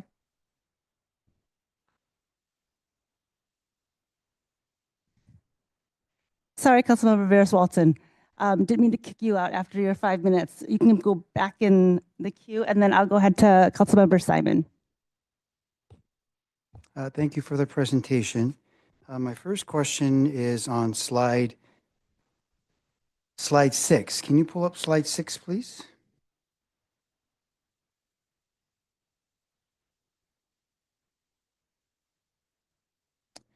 And my question has to do with Chabot Terrace Court. And I heard from the presentation that in this westbound one-way operation, those residents would need to drive all the way back up through Vega Vista, up through the hills and come back down. However, I see the red arrows pointing through Sandlin, I believe, heading back into Lake Chabot Road. Can a two-way portion, very short segment of a two-way portion between Lake Chabot Court and Sandlin Court, can the engineer for this $20,000 look at a solution that would allow Chabot Terrace residents to access Sandlin Court to their homes without driving all the way around? That's a good question. I haven't considered it, but thinking about it, so if you do allow two-way traffic between Sandlin and Lake and Chabot Terrace, we could work. We would have to look at it. But however, if people go up this way thinking that they can go to Lake Chabot Road eastbound, there's no place again for them to turn around. They would have to go into Chabot Terrace to maybe turn around. And we've seen problems with that with trucks and so on and so forth. So that was one of the considerations of where we transitioned from two-way to one-way. Is there an easy way for people to turn around at that point? So it could happen, but again, it has similar concerns with regards to access. So they could look at it. Okay. Because the route's different for different cars, different type of vehicles likely going through Sandlin and other, rather than an errant semi-truck, it'd probably be different. Okay, so that's good to hear. We can look at that. Second question has to do with, again, the westbound one-way operations. If the westbound side of the traffic is for cars coming down, the downhill side of the road, so the other side of the road that would not be used by cars, could that be designed to be used for emergency access and pedestrians and bicyclists when there's not an emergency? Or dedicated for that, designed, however you want to call it? I'm going to defer to see if anyone else wants to jump in, but if at certain choke points, you would have to look at if there's enough horizontal width to fit that much two lanes in that area. We don't think it would be possible at slide location 1, but because of the barricades that you would have to set up, you would probably have to set up K-rail to limit, separate the traffic from the failed portion of the roadway. So we're not sure restricted choke points like that, they would be able to have 2 lanes of traffic fit through there. Okay, so at the choke points, that could be evaluated to see if it would work. And would that be done as part of this $20,000 contract? That consultant would look at that? Yes. Okay, thank you. And my next question is, just kind of hearing some of what may have come out of that last facilities meeting, K-rail usage. Does K-rail need to be used along the full length of this road? Or can some other less bulky type of divider be used? Can you elaborate on that? I can take that, Councilmember Simon. So if you look at Lake Chabot Road now, there was an attempt to put delineators at the areas where the road has failed. And because the pavement conditions are so bad, those channelizers are not withstanding the adhesives aren't sticking to the pavement. And so you could see if you were to go up there, areas where we've installed those delineators and they're not staying in place. So that's our concern, is if there aren't any of those delineators in place, especially there's no street lights, that we would need something more stable to keep the traffic. Could they be screwed down, something more durable than glue? Maybe they would stay? They could be screwed down. However, then that makes them a little bit more permanent. And again, the structural of the road is questionable because the road surface is brittle. I have more questions, but I'll wait till my turn comes back. Thank you, Councilmember Simon. I'll go next in queue to Councilmember Aguilar. Thank you. My question is going to slide 13. So we had the geotechnical investigations and recommendations from November 11th, January 19th, and March 19th. If we go to page 15, the recommended mitigation was to stitch pier retention system. That has been completed, correct? No, that has not. It's just a recommendation. So no mitigation has been performed to date. So no mitigation from each of the recommendations that came forth have been implemented? No. Okay. And with regards to the geotechnical investigation, we are proposing Treadwell and Rollo, who was a geotechnical engineer, to, I mean, if we, so the scope is we have already directed the topographic survey, correct? No? No, we have not directed Treadwell and Rollo to perform any of the scope yet. Okay. So that's what this is about, is too. Okay, guide staff. Gotcha. Yeah, I'm going to go to City Manager.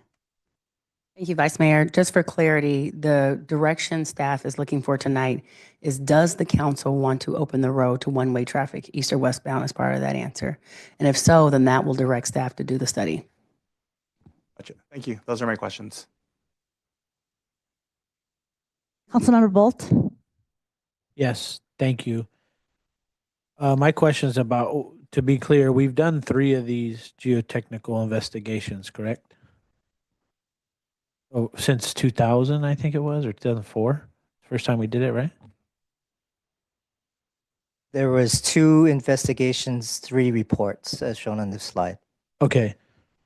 Do we somehow think the road between then and now has gotten better and we need another one? That makes no sense to me. Like, we've done the investigation. We know what we know. With everything that's going on, in my opinion, my humble opinion, it has not gotten better. So what would we learn from a new one? That's a good question. You would likely see how how much worse it got from 2019, 2018.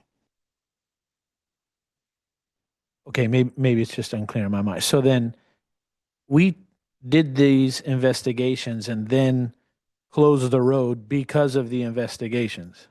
So we think that we're going to know it's even worse. That's what we'll get, either the same or worse. But we've already made the decision to close the road.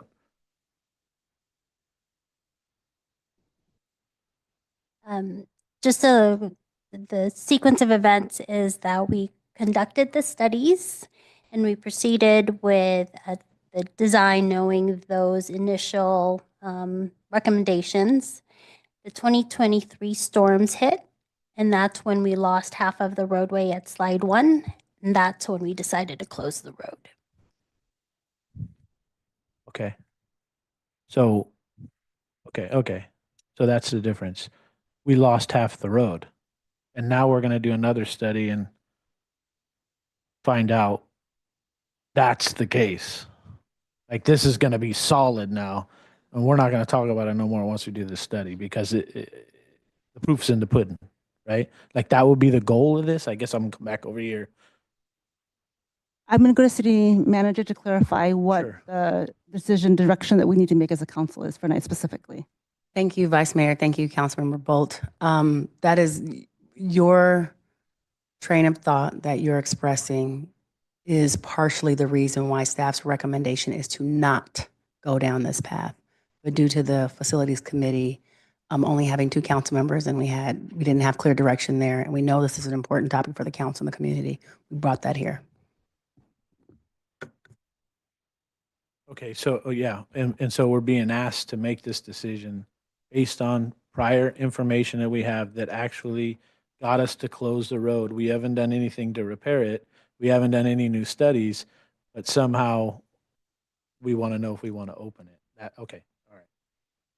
I'm just trying to play it out in real time so that I'm understanding completely, because the way I see it is we're going to tell you to open or close a road, but then once we do that, then go do a study again. That just I don't know. Okay, I'm done. Thank you. Before we go back around, Councilmember Azevedo, because otherwise I'd like to ask a few questions and then we can go back around. Great, thank you. Thank you for the presentation. I just want to clarify a few things. We were talking about like $20,000 that we spent on the design of these potential options. Is that correct, Public Works Director or City Engineer? We have not spent those funds. The preliminary analysis was done in-house by mainly our city engineer, but to further iron out what that looks like as far as cones, barricades, we would enlist the help of a consultant. And would those cones, barricades, that sounds very specific to the designs that have been presented tonight. And we've had some conversation around potentially other designs. Would that increase the amount of money or time that would be spent on this particular project? Yes, we estimate that the 20,000 would be a direction to our consultant to either go eastbound or westbound. Any other scenarios would be additional cost. Okay, thank you. I have a question around the federal funding that we have, the FHWA funding.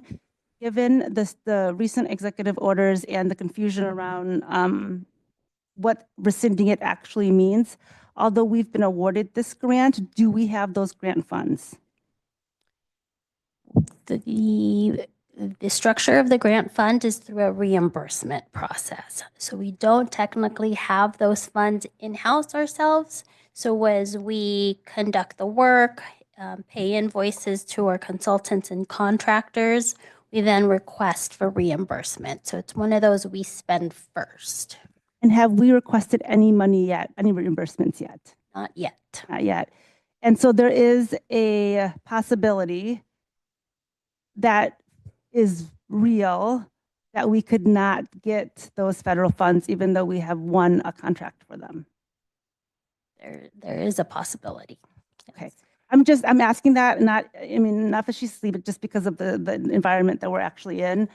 In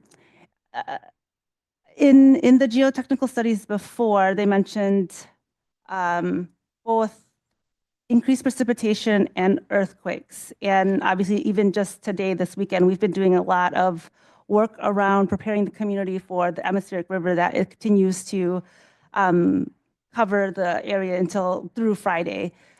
We have had a drier season than normal, I think, relative to last year, but considering Councilmember Bolt's questioning, I had the same thing in terms of if there is a study, the study could also tell us what else we could do to strengthen the road. I can't imagine the study would tell us that it naturally got better, but I'm not an engineer and an expert in that.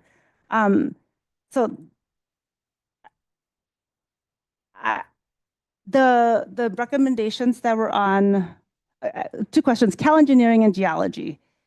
Can you share a little bit about how you chose them to do the studies and the validity of their findings?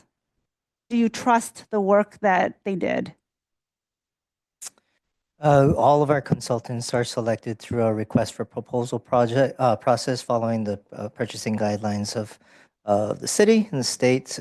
So I was not purview to the proposal that they submitted, but typically on these procedures, we solicit proposals from qualified geotechnical firms and we evaluate their qualifications and their approach to the project. So I have utmost confidence that they are qualified to do the report. Okay, thank you. And can we go to one of the, either, I think the westbound one-way operation? Just for clarification, one of the things that I have been pushing for is increased summer camp for the kids. And Lake Chabot has one of our most popular camps, and I know we're going to at least double, if not triple, the number of families that are going to go drive into that park down Estadio and drop off and pick up at least twice a day. Can you clarify in terms of where the road would close, how that would impact people going into that neighborhood? Sure. And this is just, speculating, but because normally to access Lake Chabot Park, you would drive up Estadio, come up this way and then into the park. So if the roadway was situated so it's one-way westbound traffic, the most likely scenario would be for them to go into the neighborhood, up to San Lin Avenue here, hit Lake Chabot Road, swing back around, and then loop back into the park. And that in eastbound as well? Would that be a similar scenario? Just going the other way? I'm not sure exactly what you're asking. Traffic will still be directed. Eastbound. Yeah. You mean in the eastbound one way? Yeah. In eastbound one way, they would be able to, as normal, go to the park. Okay, so westbound they would not be able to, eastbound they would. Correct. Okay, thank you.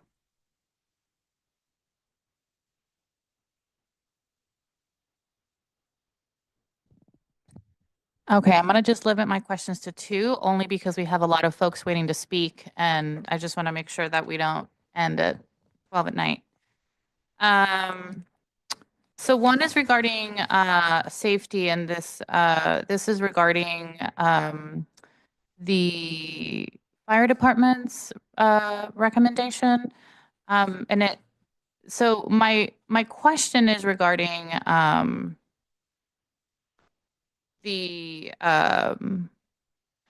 I'm just trying, it sounded pretty unequivocal about your recommendation to not open it, but I guess my question would be how it is right now with what has been told in the video is that if folks do need to evacuate, they're able to use that road heading west and go through the plastic bollards. Is that what they're called? But wouldn't the fire department be in the exact position, being that people are driving west through the plastic, the gates are up? Wouldn't we still be in that same position where fire wouldn't be able to go up Lake Chabot Road in case of an emergency? Thank you for bringing that up. This is really right now the best compromise we have, because as I said in the video, of course, ask folks what would we call routine emergencies day to day, not natural disasters. Being able to use that road was seen as a benefit. Medical calls, 911 calls, ambulances, fire engines can drive over those. In the case of a wildfire in Lake Chabot Park, my strong recommendation is that no civilians use that road to evacuate. And we use it, could they? Yes, they could.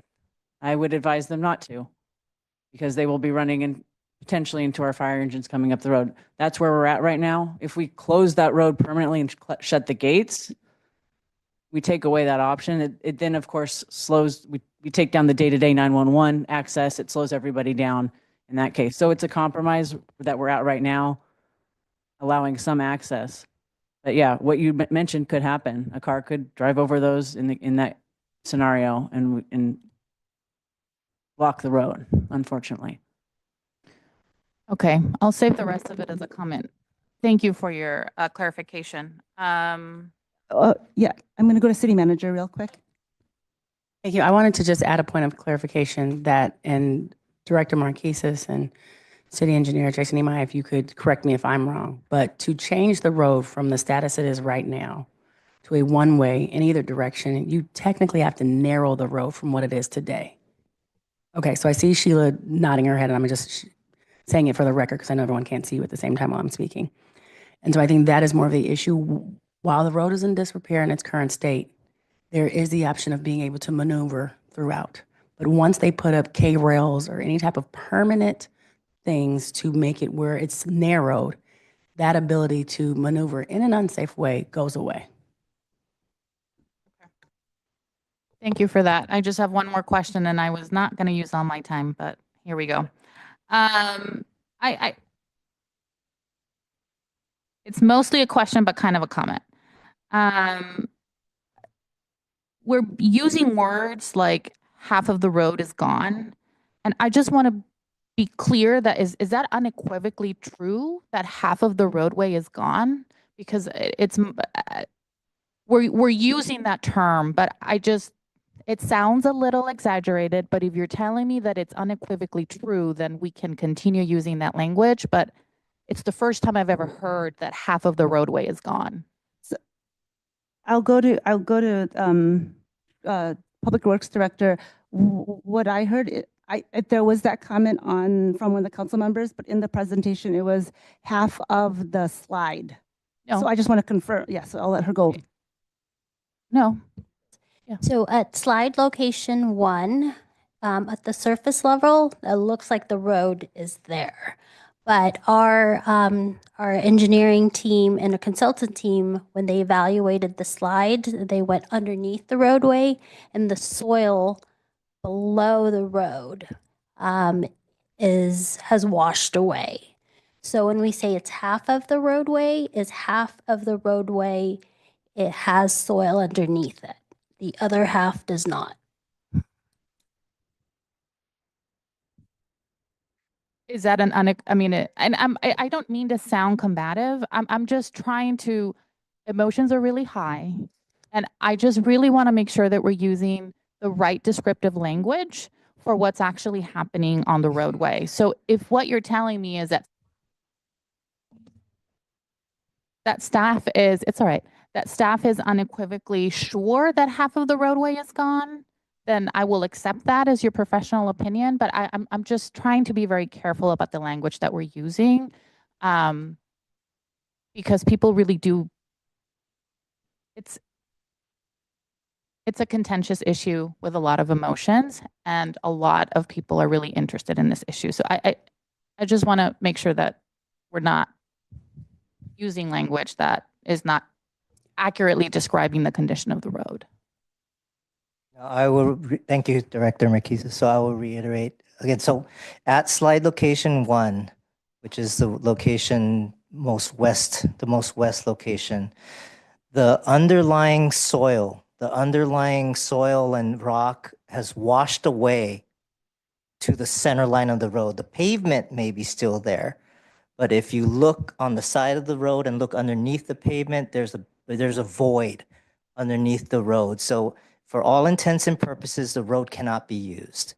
It's like a crust of a pie is on top and there's nothing beneath it. So there's nothing to support the pavement on the road up until the center line of that road. So that's what we mean when there's half of the road is not usable at slide location 1.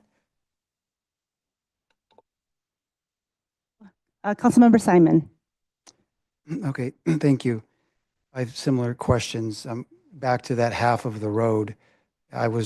Rode my bicycle up there a few days ago and I looked all around it and there's plastic sheeting on the side of the road, so you can't really see any of this.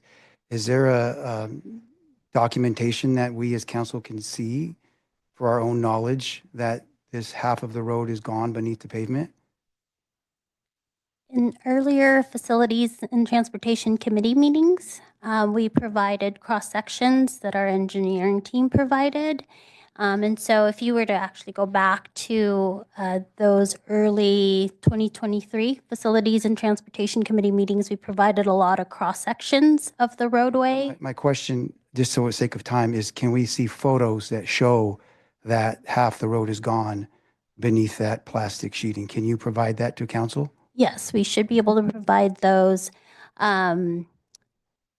From last year, currently it's tarped right now to protect it, but yes, we can share those photos. Okay, thank you.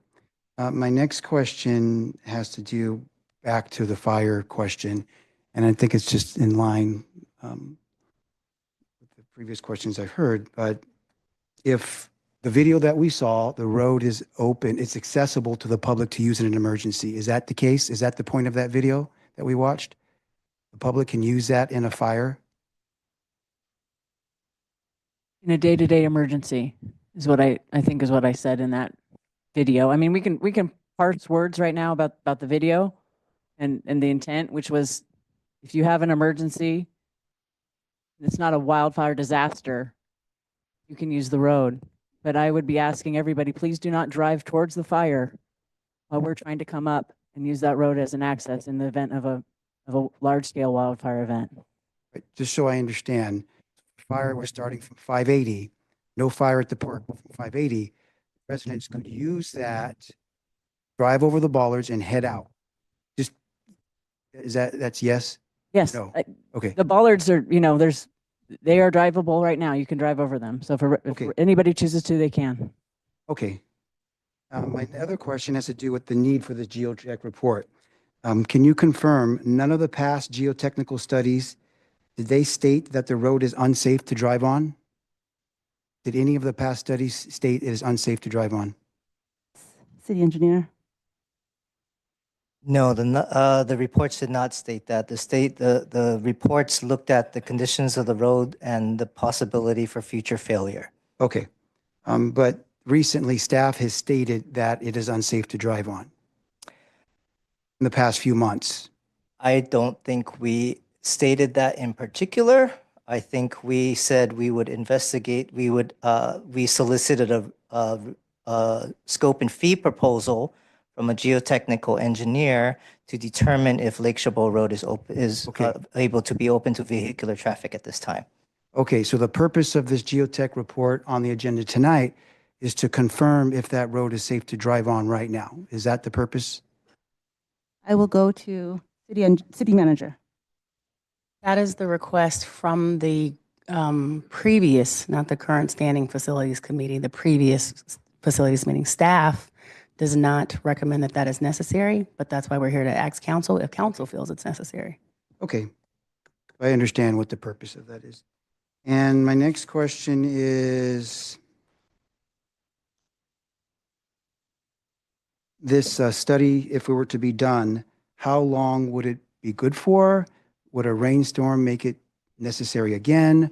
Or has any thought been put into the longevity of this study?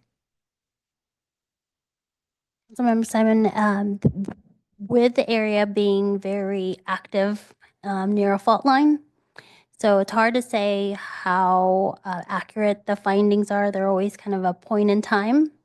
But we do know the reports have mentioned that the hill will continue to slide or the road will continue to slide. So this study will capture the current condition, but I wouldn't think it would stay the same for future conditions based on the location, its proximity to the fault line, and the current condition of the road untreated. There's still a lot of erosion that could occur. Okay, thank you. I might have a couple more, but I'll pass it since my time's up. Thank you, Vice Mayor.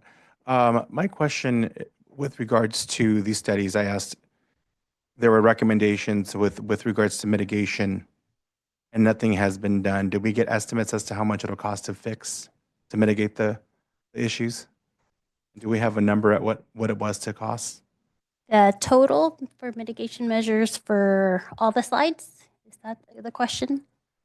For the past 3 reports that we had with regards to the Sitch Pier retention system, the cast and drill hole piles, the recommendations that the engineer recommended for mitigation.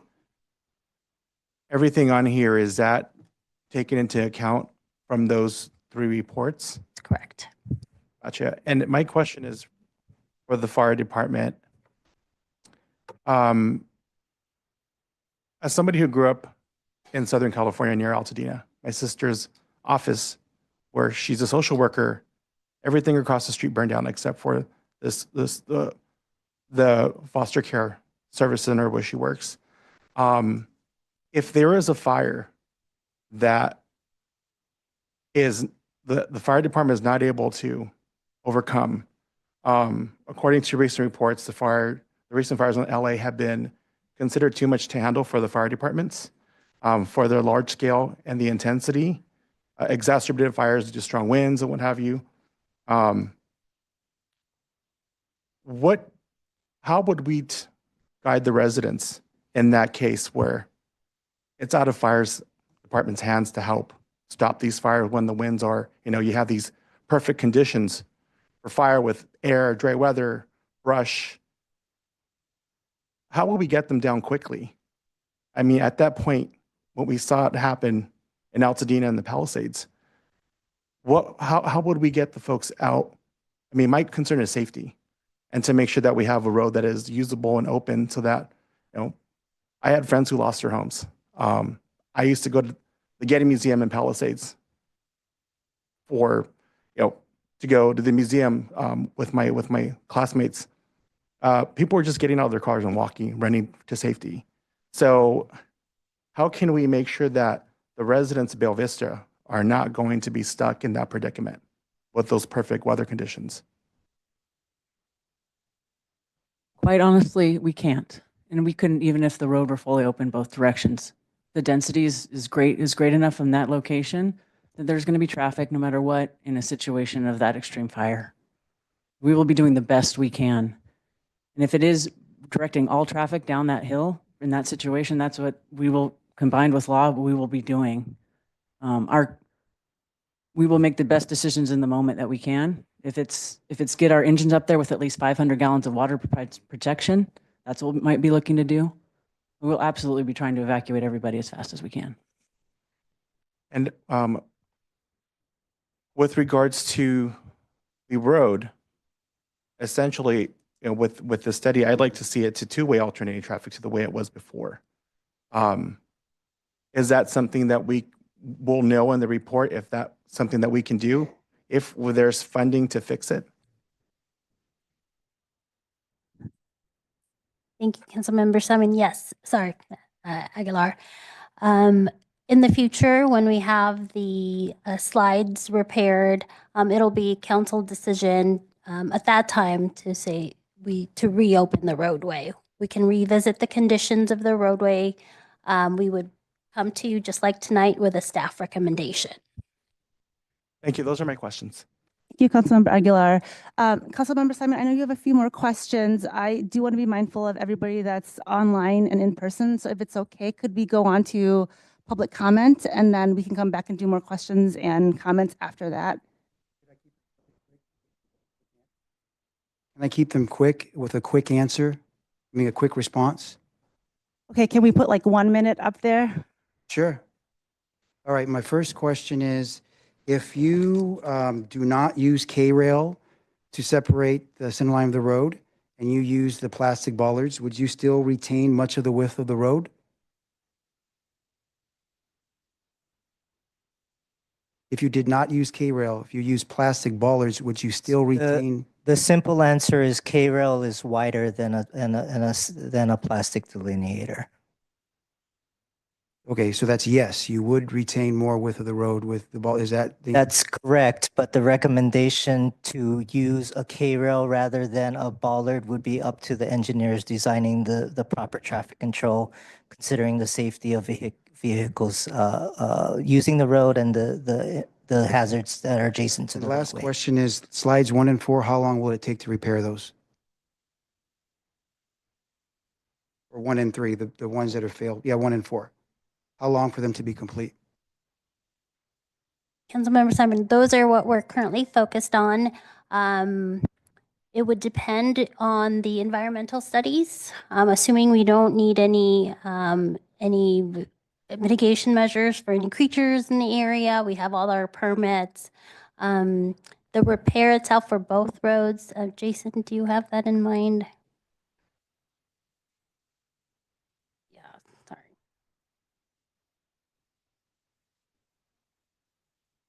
No, it would begin in the summer. And I believe it was a order of a couple months for the repair. And we can get back to you with that actual information.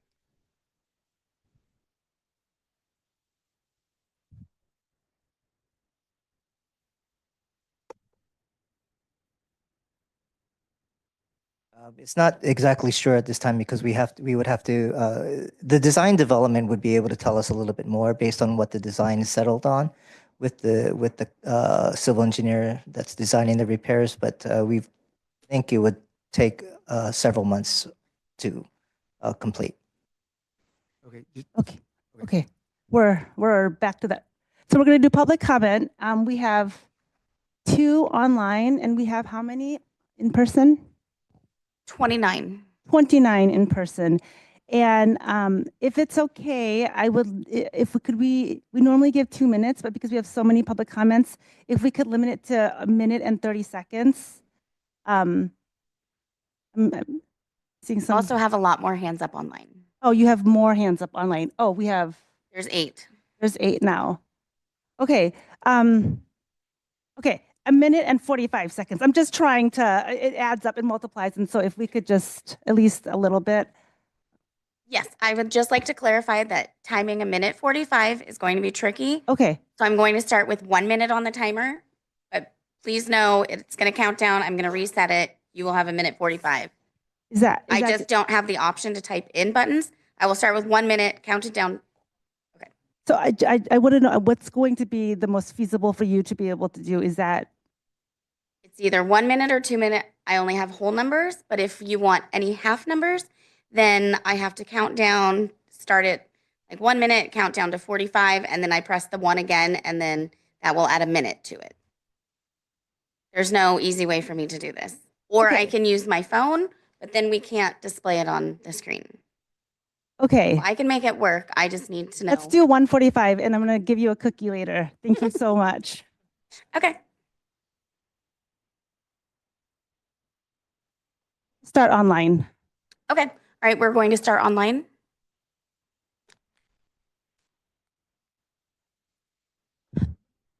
Okay. Rob Rich, you may unmute yourself.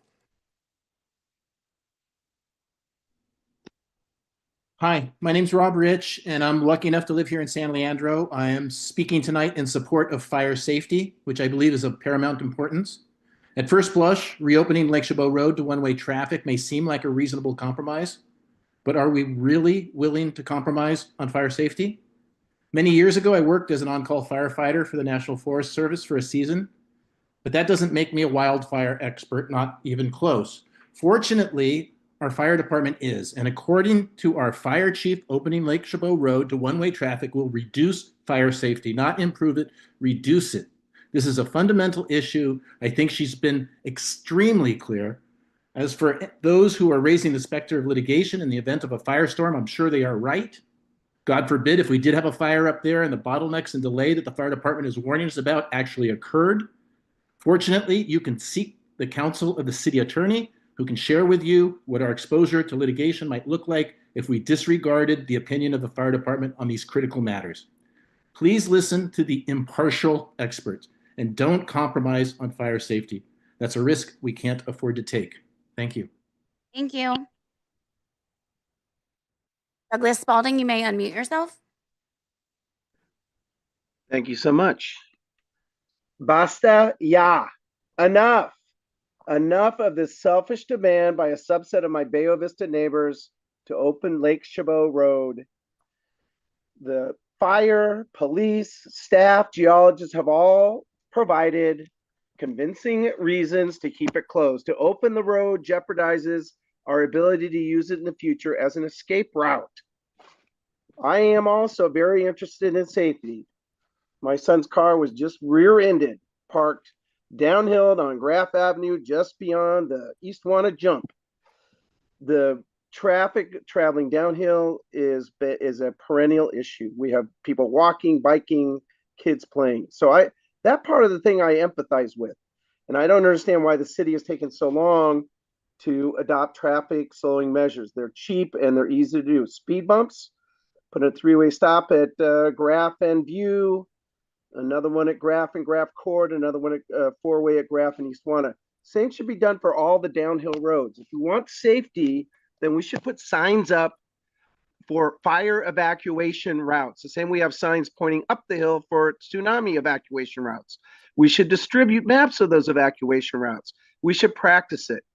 If my neighbors are truly interested in fire safety, well, maybe you should start looking at your yards. Do you have a wooden shake roof? That doesn't go. Do you have a defensible space around your house? That doesn't go. So if you're worried about safety, do some things that will help all of us out.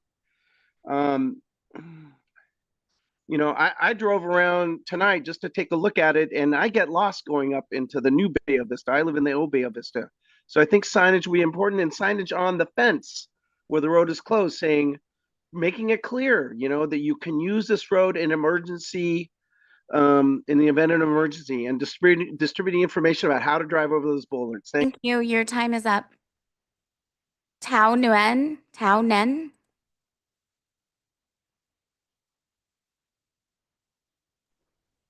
Hello, can you hear me? Yes, we can. Yeah. So you were mentioning something that to me sounded like there will be some drilling to, if they are going to show up the roadway, there will be some drilling into the bedrock to try to support that. If that's something that's going to be considered, is there any information that we can get in terms of the impact of the vibrations from any work that's going to be done on the houses that are further, that are just sort of on Graff Avenue, that back up to Lake Chabot Road, and also the noise?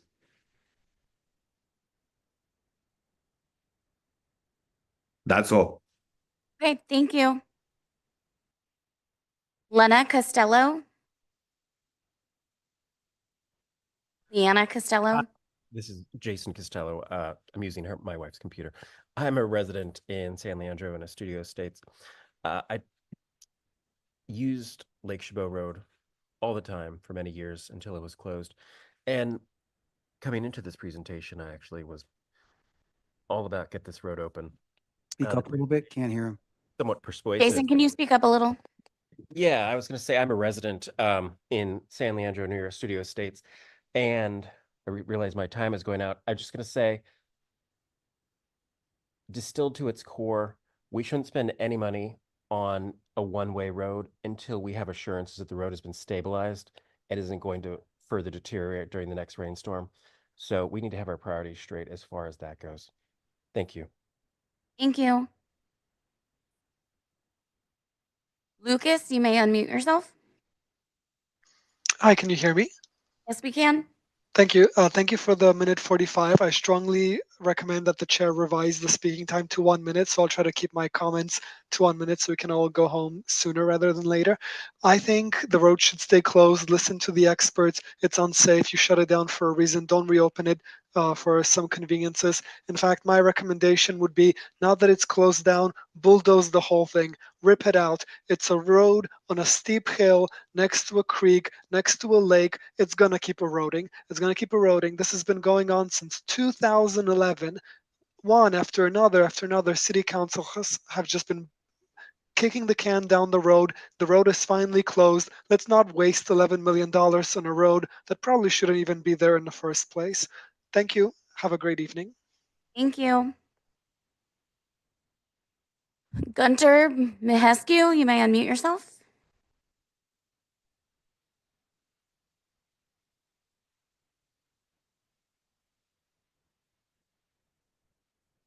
Gunter, you may unmute yourself.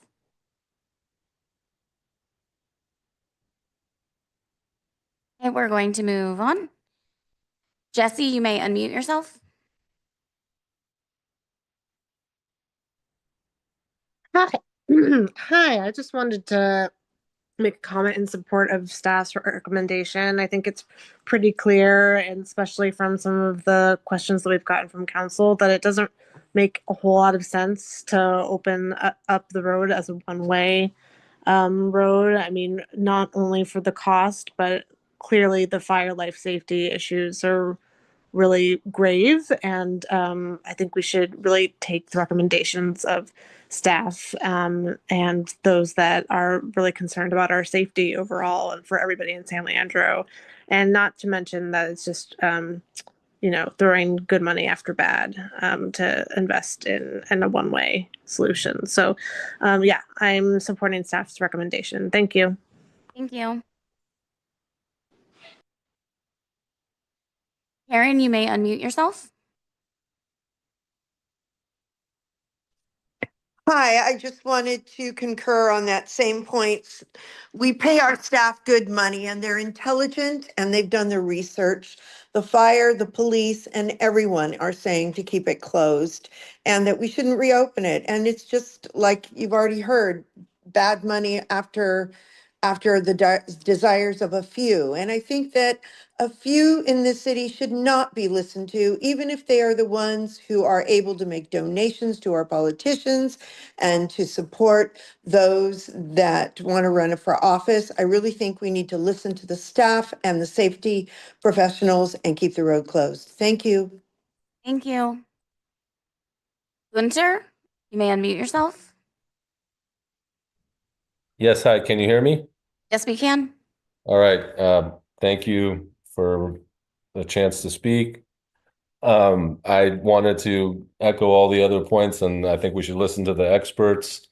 And also just to clarify too about the Chabot Summer Day Camp, that would be impacted as well if we were to do an eastbound only one-way route. I mean, that they could get into the day camp eastbound easily, but leaving, they'd have to continue up the hill and exit the neighborhood either via Sandelin or Astor or Fairmont Drive. So I don't think that would be a solution either.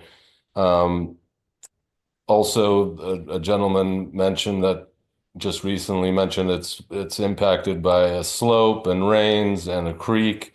And it's also impacted by the fault. The Hayward Fault crosses the road somewhere near Astor Drive, near Bayo Vista Swim Club. And so this is, I'm no geologist, but that is a factor as well. And I'd be curious to hear from the experts and the engineers what the location of the fault and how that might impact the potential, reopening of the road as well. But now just want to echo all the comments of listening to the experts, listening to the engineers. One-way traffic is not a solution. It's dangerous. We live near the corner of Estadio and Lake Chabot. We have 3 small kids, and having people zoom down the hill without any stop signs is dangerous. Frankly, it was dangerous before 2023 when the road was open, and it will be only more dangerous with a one-lane road. Thank you for your time, and thank you. That's it. Thank you. Lynn Jones, you may unmute yourself. Hi, I live in Bayo Vista on View Drive, And since the roads have closed, there is much more traffic of people who do not live in the neighborhood who are hauling it down the hill extremely quickly, and that is dangerous. I would also note, while I appreciate the expert opinions, I would like to hear an expert opportunity of, if you want to have these roads continue to be a 2-lane road, here is what would need to happen to make that a safe 2-lane road, which would address some of the issues that are being discussed. Thank you. Thank you. Madam Vice Mayor, there's no more public comment online, so we will go in person. Okay, and I also just want to make sure if anybody does have a card that they want to submit, that we'll just submit it now, and then we'll close that. That way everybody can get to the list. And then the city clerk, if you can call up a few names, that way we can line up. Thank you. Okay, so I will call a few names, and if you can line up. Steve Mack, Victor Hara, and Terry Schlesinger.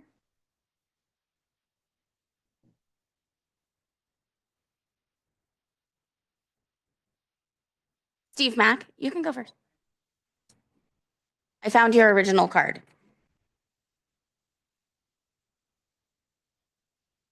Thank you, city councils and members. I'm a long time resident in San Leandro.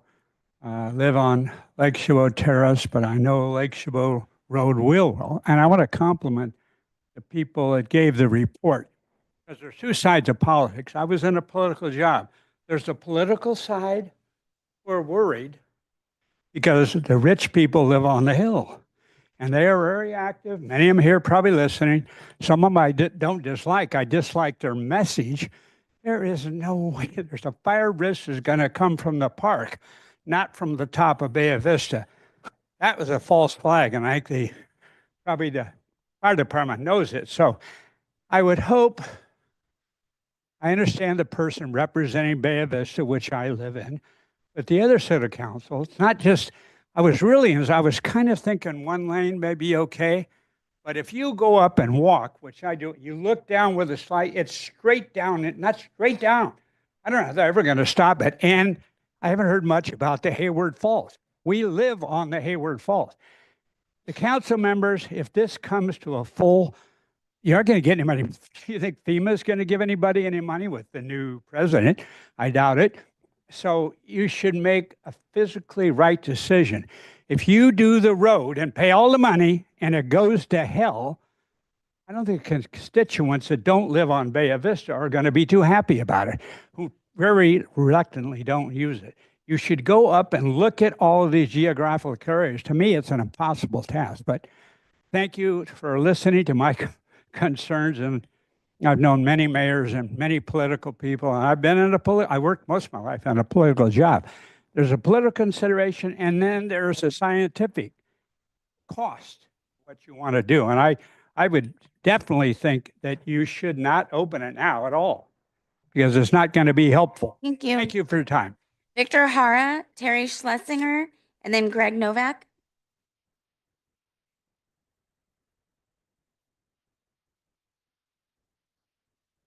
Hi, my name is Victor Hara, live in Bay Vista, 25 years.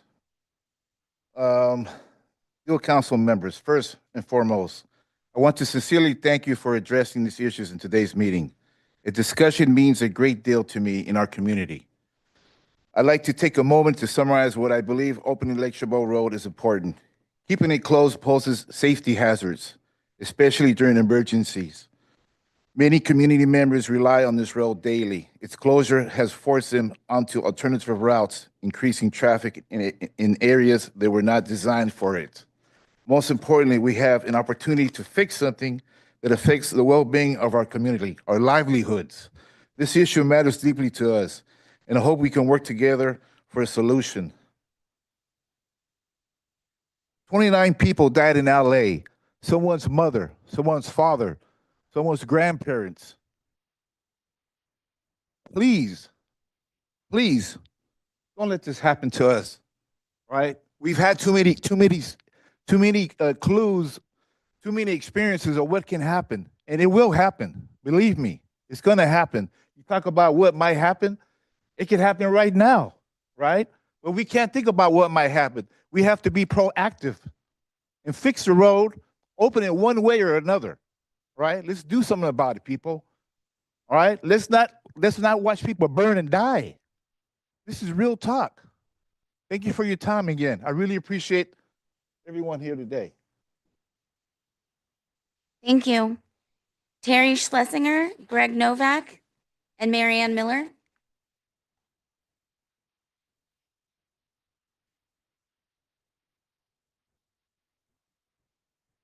Terry's not here?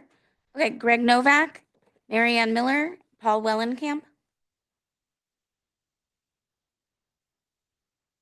Good evening, Vice Mayor and City Council. My name is Greg Novak. Thanks for being here. I'd like to read to you a small excerpt from yesterday's Los Angeles Times.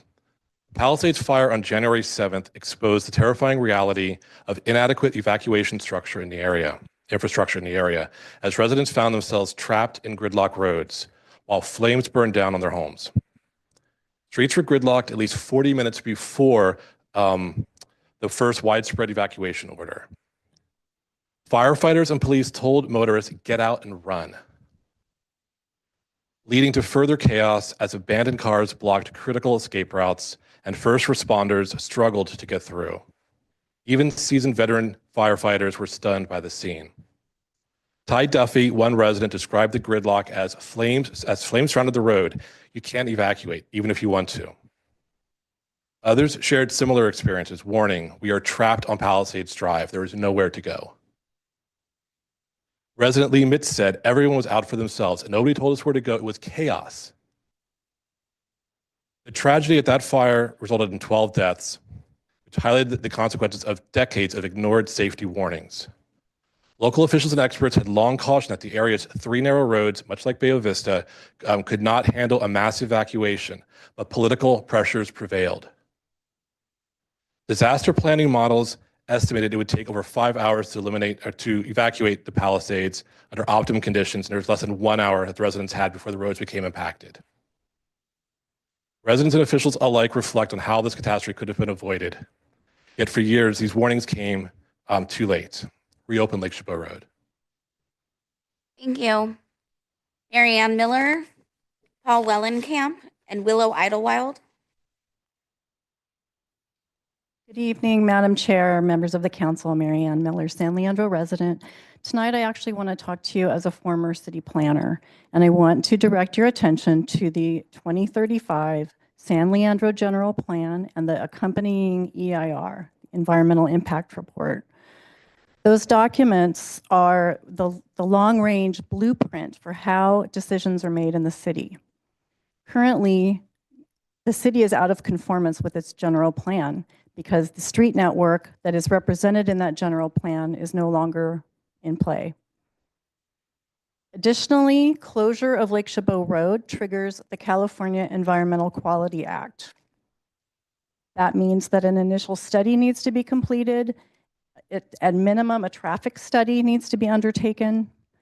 And in order to get you closer to conformance with your general plan and with CEQA, I would recommend that you consider opening Lake Chabot Road to alternating one-way traffic. That will get you closer to conformance with your general plan.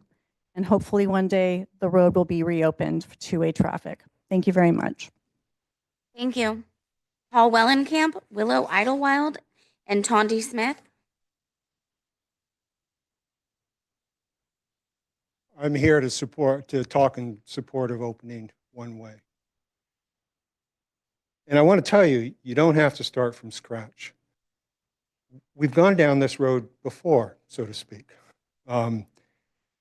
Traffic, you use that road both ways, thousands of cars a day up until December 31 of 2022, notwithstanding these reports. Apparently the road was safe for traffic then. The severe storm damaged the road at Site 1 and at Site 4. Despite the incredible rainfall, it did not damage the road at Sites 2 and 3. At a Facility and Transportations Committee meeting in May 3rd, 2023, staff sought guidance on whether to open the road pending completion of repairs, the issue we're talking about right now. Committee told staff to open it with one-way traffic control around sites 1 and sites 4. Site 4 has since been cleaned up. It's no longer a problem. Site 1 is the only bottleneck on the entire stretch of roadway, 0.3 of a mile. One way, well, other than the fences at both ends. One way is actually already there. The city staff after that meeting went in, erected signs to warn traffic, guide traffic about one lane, put in these bollards. The bollards are gone, they got removed, but the footprint is still there. Everything was set up for one way. It's still there. It can be used now to set up one way. Evacuation is a serious problem. Wildfires come hard and fast. They come hard and fast to Bay Vista. My family, my neighbors live on the backside of Bay Vista. We are closest to the fire and we're the longest away. Thank you. Your time is up. Willow Idlewild, Tondi Smith, and Linda Watkins. Willow? Okay. Okay, Tondi. Good afternoon, Council. My name is Tondi Smith. I live on Lakeview Drive. It is the street that immediately abuts East Bay Park. The park is my backyard. It's also the only area that CAL FIRE has determined is a high and very high risk of fire. So it's in the front of my mind. And at the risk of sounding like an ambulance chaser, I want to draw attention to the fires in LA. I'm from LA, and I have two connections. Well, I have connections to both Pacific Palisades and Altadena. Pacific Palisades, that intersection where it got all gridlocked because people had to abandon their cars. I know that intersection really well because I used to go to school near there, and I went by there all the time. I lived in Altadena amongst, people, working class people who have been living there a long time. And sadly, during the fires, because of the nature of the fires being all everywhere because of the embers, the fire department made the decision to prioritize evacuating people, saving lives instead of protecting homes, which I totally can endorse. The problem with that is that when the fires, so now we have a situation where in Bay Vista, we have 3,500 people who live there, and the vast majority of them live on the front side of the hill. The people who live on the back side, it's about 500 residents that are going to be trying to get out in the event of a fire. Having that opening is critical for us. 29 people lost their lives in LA. We don't want that to happen up here. I don't want to be in that number. I don't want to have those connections. I don't want what happens in Bay Vista to be at all similar to what happened in Pacific Palisades or what happened in Altadena. I want to be able to get out. I want my safety preserved. I want the safety of my neighbors preserved, and Lake Chabot Road is the way to do that. So please, look out for us. Your time is up. Linda Watkins, Sarah Bailey, Gwen Olson. Hello, I live on View Drive, which has become kind of the main thoroughfare now that Lake Chabot portion of road is closed. One request that I have from the council members is if you haven't driven that route, please do so. Especially going up Astor Court and View Drive, the detour that's around the closed portion, just so you know, obviously more of the situation there. One thing I'll say is I'm really focused on and hoping that we can pursue a long-term solution of opening the road completely, doing the necessary repairs. It's been 2 years since the damage was done, and there hasn't been much work done on it in those 2 years. And from what I understand, it'll be at least another year before work is really started. So please prioritize it. I'm concerned that there's no sense of urgency there. So I'm with my other neighbors in supporting the one-way short-term solution in the meantime while the longer-term solution is worked on. I also just wanted to mention, as the staff was giving the presentation, and mentioning, potentially errant eastbound traffic. A lot of the concerns they raised are already happening, meaning the portion of Lake Chabot Road is closed. People can already go up eastbound traffic and hit the fence and have to turn around and come back. So errant eastbound traffic already happens. Their sight lines are already terrible on View Drive where the traffic is being rerouted. So I don't see those as reasons why not to move forward with the short-term solution of opening it to one-way traffic. Thank you. Thank you. Sarah Bailey, Gwen Olson, Peggy Fisher.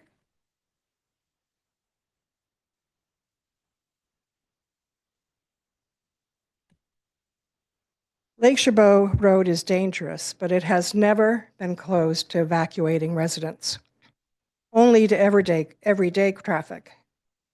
As you heard Chief Bowie say, the fire department doesn't want us to open one lane on Lake Chabot Road to daily traffic now. Fire Chief Bowie warned the Facilities Committee doing that would make it harder for them to fight fires in the park. That puts the people on Bay Vista Hill and those nearer the park at a greater risk of injury or loss from a fire. She said opening the road now could have disastrous consequences if just one car became disabled in that narrow lane. As I said yesterday or Saturday, if the fire department says don't open the road, don't open the road. You reaffirmed your commitment to public safety on Saturday. The fire department says don't open the road now. The police department says don't open the road right now. Tonight, you need to vote with police and fire. You will have another chance to decide what the road will look like in the future. Let staff concentrate on getting the retaining wall built and the patch on the road done. Maybe when those are finished, the picture will look different. Meanwhile, this wasn't covered tonight, Astor and View residents are getting some great traffic calming measures. They'll be the envy of the whole city. For now, keep Bay Vista residents safe and don't open Lake Chabot Road. Thank you. Gwen Olson, Peggy Fisher, Deborah Acosta.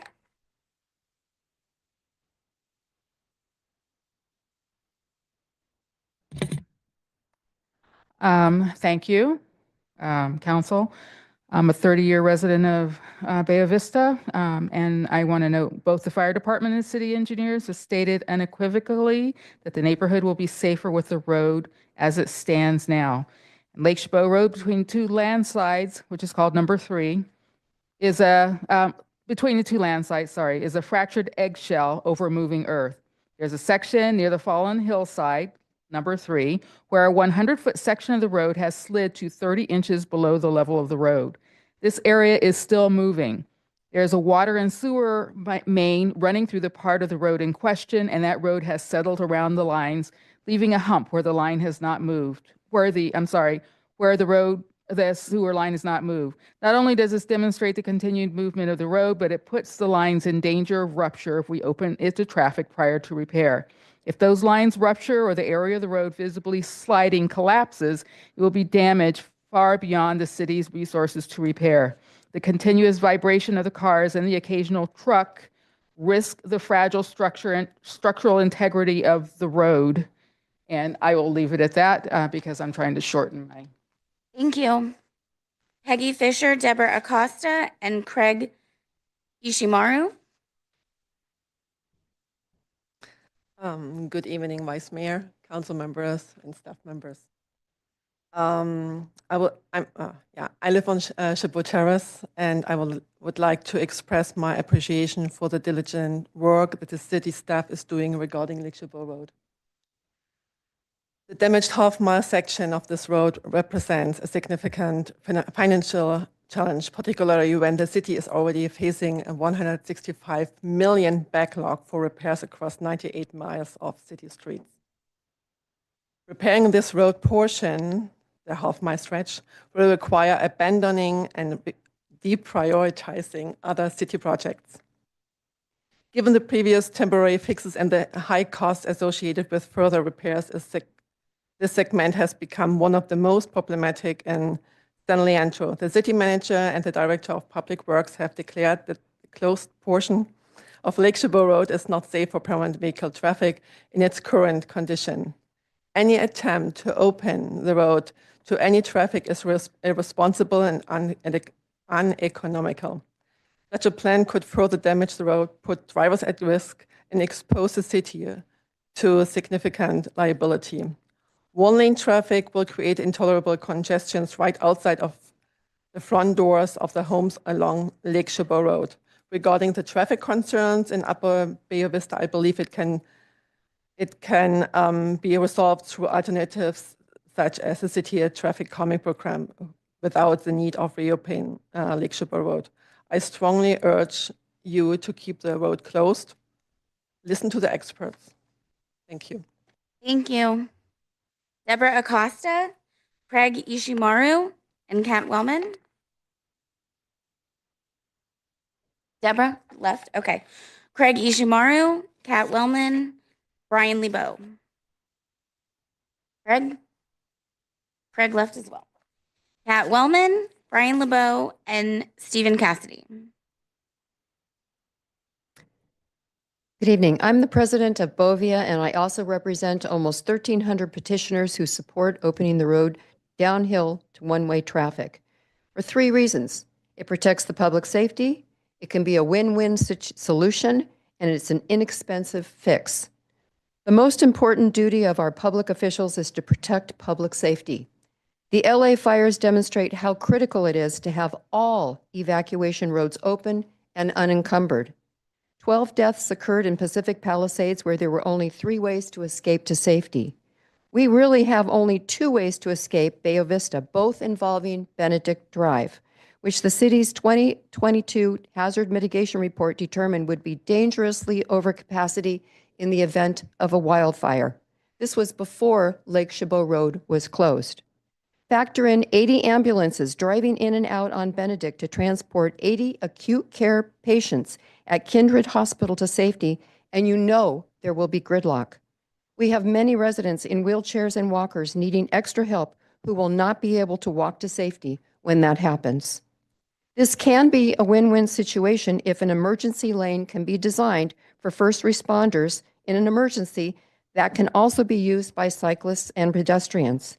Finally, it is an inexpensive fix, particularly if the geotech analyst only evaluates whether the road is safe in the short term for one-way traffic rather than the stability of the entire road, which can be done later. 29 people died in the LA fires. Please don't let that happen to us. There are 3,500 residents that live in Bay Vista, and many of them are elderly, and like I said before, wheelchairs and walkers. We need to make sure that we stay safe. Thank you. And here is the petitions that I will give to the city clerk. Thank you. Brian LeBeau, Stephen Cassidy, and Jeff Luce. Good evening. I'm hoping you've seen the video of the Palisades evacuation. 17 minutes of absolutely harrowing footage. You need to see it. Your EOC should use it as a training tool. What was clear to me after watching this video is that you need to have every evacuation route that you can think of open and unencumbered by obstacles. With the public and the city's EOC educated in advance, you don't want to cement heavy chain link fences across the roadway with an opening for only 1 car. You don't want to plant bollards to make evacuation harder. We're supposed to protect the public safety, not hinder it. So now it turns out that the best way to evacuate is to take away one of the 3 evacuation routes for Bay Vista. After over 2 years, let's get this crucial evacuation route open again. By the way, some facts. All of 2023, staff was expending their time and money hiring consultants to implement the alternating one-way traffic solution. The only problematic issue was Site 1. The cones would zigzag around that site. Staff expressed no concerns during that year about the condition of the road. The consultant said the traffic was not an issue. It was not until November that Public Works evidently changed its mind. I don't know why. I couldn't discern that from the public records. It might be because they said, well, there's no electrical outlets on Lake Chabot Road. It might be because they said, well, we can't use solar panels to power it because there's overhanging foliage. But they didn't say it was a condition of the road generally. Tonight, staff has acknowledged that they cannot tell this council Your time is up. that the road is. Thank you. Before we go on to the next speaker, I just want to, it's almost 10 o'clock and we have to, I'll entertain a motion to extend the meeting past 10 o'clock.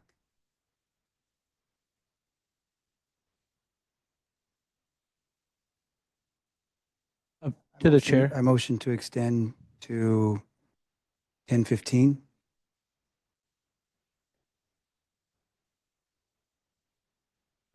How many public speakers do we have left?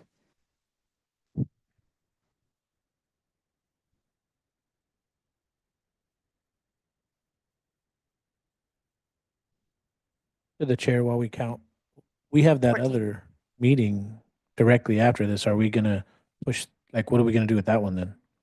That we can figure out after. We still have that meeting planned to go back upstairs and finish closed session. Yeah, this is to extend for just this meeting. Okay.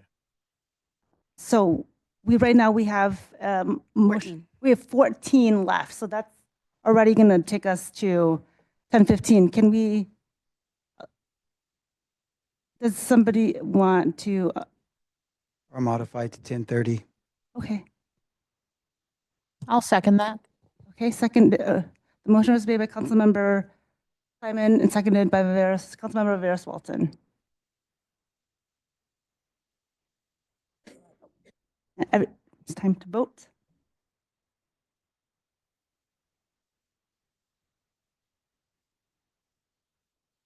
Vice Mayor, your vote. Oh, sorry. Different seat. All votes are in. Motion passes 601 with Mayor Gonzalez recused.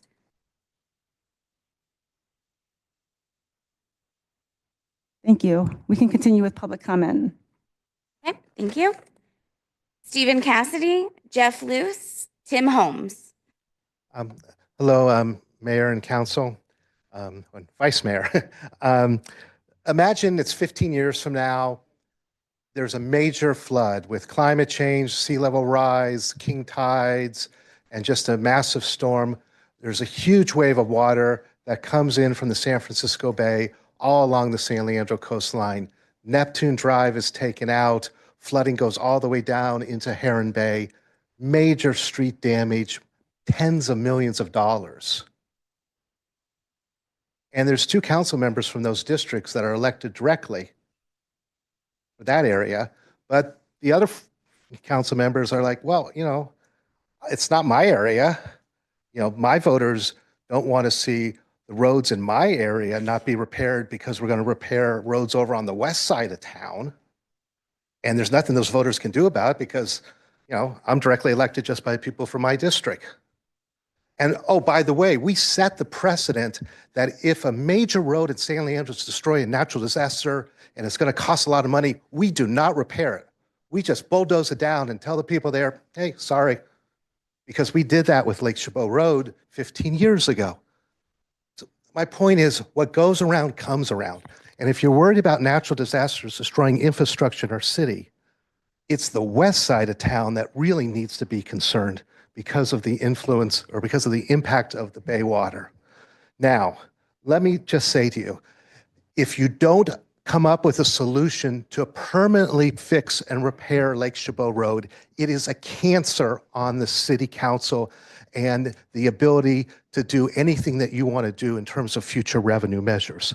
Voters support revenue measures when they believe the public entity is moving in the right direction and solving their problems. There's no way you're going to pass a future revenue measure if you do not take care of Lake Chabot Road. Thank you. Thank you. Jeff Luce, Tim Holmes, Mitch Heidema. Folks, I'm sorry, I'm a little cranky. I teach kindergarten and it's way past my bedtime. I'm a 27-year resident of San Leandro. My wife is a 67-year resident.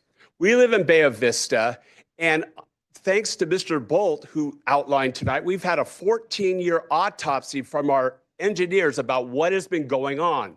You can talk all night about one-way, double-way. I take Lake Chabot every day, and the road for the first 25 years of my marriage was fine.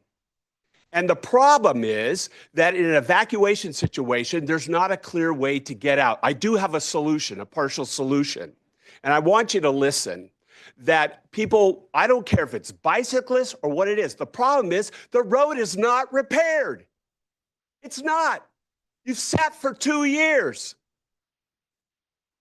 Now, what I do propose is on View Drive, there is a curve. It goes through the graveyard. And this is for the fire department and the public works to check with St. Leandro's Church to see if that's a possible viable way that people can get out. I live back up to the graveyard. People say it's only down in the lower level where they're gonna have fire. There's a huge graveyard with the heavy winds. We are all scared.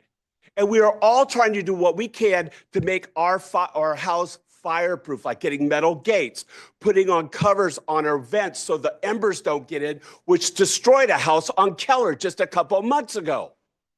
I really appreciate all your hard work.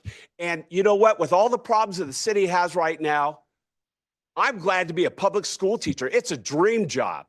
And I just want to wake you up and say, you know what? It's time. We need to find money to take care of the problem. And then you can argue who uses it.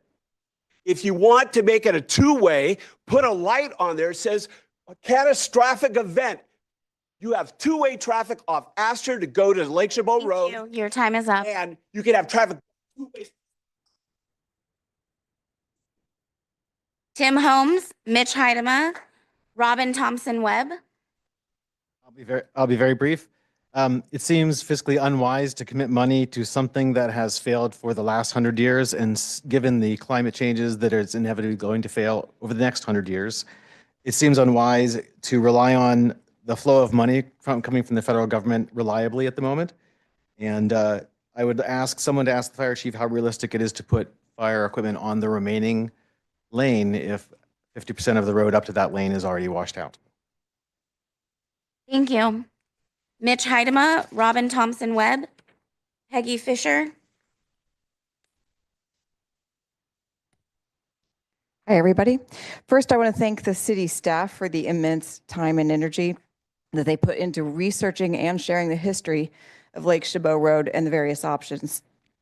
The facts presented tonight, as well as the facts in the history that was filled the history filled September 9th presentation, made it clear to me that there's only one conclusion that feels responsible to me, and that is to vote for the staff recommendation to keep the road closed and focus on repairing only slides 1 and 4.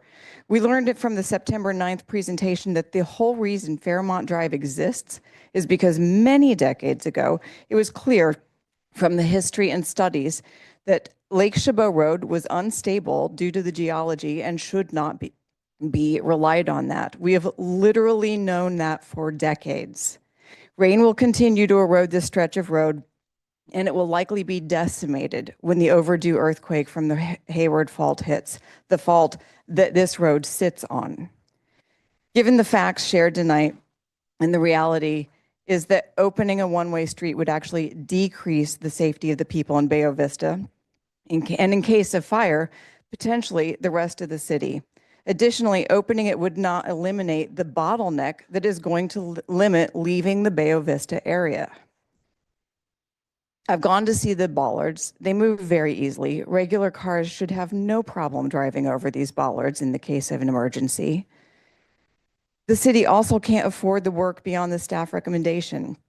Committing to doing the work beyond that recommendation would be pouring our very limited city resources down the drain, given, as we have learned over the decades, that that road is not stable because of rain and earthquakes. Thanks. Thank you. Peggy Fisher, I pulled your speaker card because it was a duplicate. Robin Thompson Webb, Kathy Ralph, and Peter Van Oosting. Good evening, City Council and Mayor. I am a Bella Vista resident, and I spoke once before about this. Three areas that have really impacted our life are the traffic, the dangerous cars coming up and down the street, and the noise level. I'll start with the noise level. We still hear cars at the bottom of Astor Drive doing donuts. We'd like for that to stop. We would also like for people to stop gunning their cars to get up the road because the street is so steep. Also, there's no line down the center to tell people on View or Astor Drive if you are so far over, and people are almost hitting each other head-on collisions. It's dangerous, as we said, because the people are driving very fast. And my feelings about it is that my family's safety should not be compromised just for the convenience of this road being closed, Lake Chabot Road. The other thing is that our streets going to Castro Valley, should there be a shortcut for people just because the rest of us are stuck on these streets?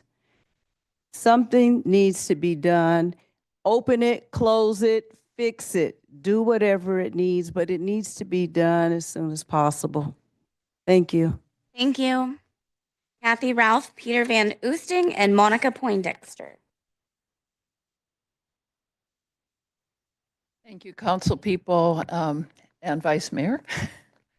I have a son who was down in Southern California and who helped with the fires in LA. He helped CAL FIRE. They dug a 30-foot wide break, and the fire crossed it and burnt up a neighborhood. They dug another 30-foot wide break, and that prevented the fire from burning up another neighborhood. And those neighbors got them an In-N-Out burger truck to thank them for their work. There was a 48-hour shift where they didn't get to sleep. They just worked. And we don't want to see that happen in Bella Vista, in San Leandro. That level of preparation that it takes to prepare for an emergency is the thing that you have before you now to make possible for us to repair that road so that we can all get out and not have to rely on being stuck in traffic and having to run for our lives. We'll run for them if we have to, but as Kat pointed out, there are some people who can't run. And there's some people who'll be in wheelchairs, walkers, and needing assistance. And we have a lot of those kind of residents. Sorry to hear us being categorized as people who can otherwise afford to just live where we're living and not care about the rest of San Leandro, because we really do. And we will work with other people to help mitigate the dangers in their area as well. Thank you. Thank you. Peter Van Oosting, Monica Poindexter, and Brad Jones. Good evening, council members. My name's Peter Van Oosting. I really appreciate you spending all of this time and listening to all of our comments. Every single person in this room is concerned about fire safety. Those of us who live on Lake Chabot Road are on the front line of that concern. And it is for that concern that I feel compelled to speak out against this proposal of one-way traffic. Because if fire safety is your primary concern, you would not want to ignore the experts in this area, which is the fire department. I certainly wouldn't feel comfortable substituting my judgment for theirs. If traffic through Bella Vista is your main concern, you certainly wouldn't want this proposal, because that's going to make it increase. Those of us who live on Lake Chabot Road would need to go through Upper Bella Vista every single time we left our houses. It's going to increase traffic. And Councilmember Bolt is exactly right. Since the last geotechnical study, the road hasn't gotten any better. It's gotten worse. It's gotten worse since in the 2 years since the storm. I walk it often. If anybody doubts that the road's getting worse, I'd be happy to show you. It's measurable. We were all at the priorities meeting on Saturday. We heard from a wide variety of the community about all of the different priorities that they would like to see happen. Lake Chabot Road has already received a disproportionate amount of the city's time and effort and resources. The city shouldn't spend even more money for an option that is not even going to address the concerns that have been raised. So I would urge the city council to listen to the experts and not open Lake Chabot Road at this time. Thank you. Thank you. Monica Poindexter, Brad Jones, Darlene Evans. Good evening, Vice Mayor and City Council. I reside in Bayo Vista. When I purchased my home, I never anticipated that I would be standing before this council for 2 years in a row now, advocating for safety and accessibility to open Lake Chabot Road. This critical road directly impacts the safety and accessibility of myself, 3,500 residents, and other Alameda County residents who also use this road. We are the only community in San Leandro in a very high fire zone. We are a very vulnerable community with many seniors in wheelchairs and walkers who do not drive and who will need extra assistance should there be a major fire in our neighborhood. We are concerned that there are no updated evacuation plans communicated to our Bayo Vista community. We ask this council to vote to open Lake Chabot Road to one-way westbound downhill traffic after obtaining a geotechnical investigation to determine if a road is safe for one-way traffic. This is a critical public safety issue for over 3,500 residents.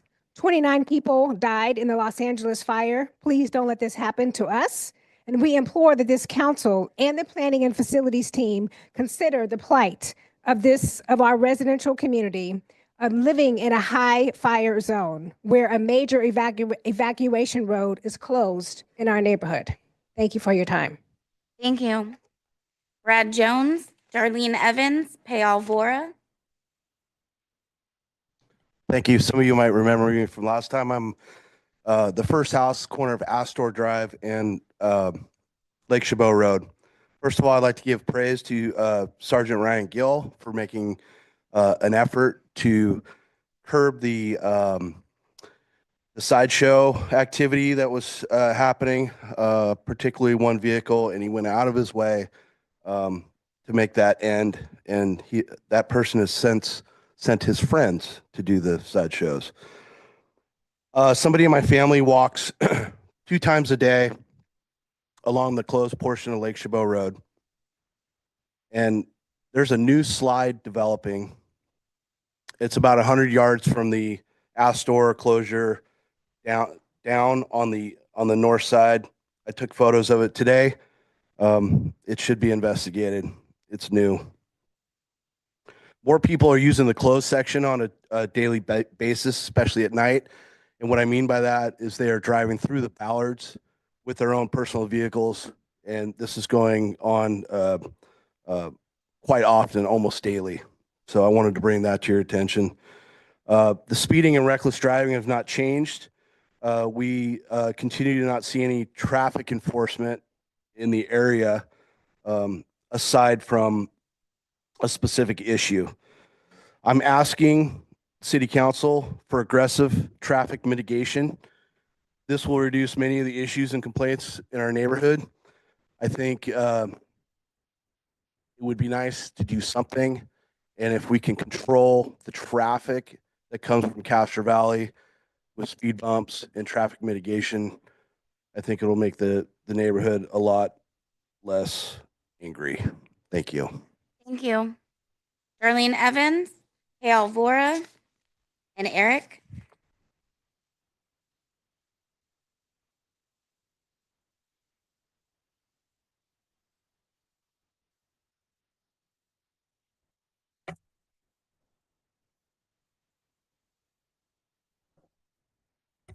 Lots of notes, decisions. It's a priority having a road. I worked for an insurance company. It was about fire insurance, buildings. And I had a sister who lived up in the mountains of California, I would say. She was a police dispatcher. I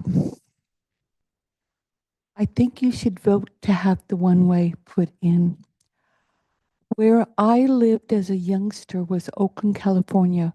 There was a creek nearby, and the culverts are in the Oakland Museum. And when I hear, I'm thinking what I'm hearing tonight. What is up those hills? Is it stable? I find that there's 3,500 and 500 people, and they're using limited roads. I got a cell phone recently, had had communication in essence for 2 years. I've been on a marathon about the fires and such. We had #2 expert on earthquakes. Under this more or less looking like a ship of the United States, there's nothing underneath half of this road for a very limited, I think it's 3/10 of a mile. The culverts that were used in the creek such, maybe you should investigate museums and how other people have solved their problems where there are creeks and such. The creek doesn't stop. You will have to reinforce the hillside, but there is white fabric that was installed on East 14th Street within maybe a year and a half. It said that it would, Caltrans, extend that road for 25 years. Thank I you. watched them Your lay. time is up. Okay, Alvora, Eric, and Sid Elmer will be our last speaker.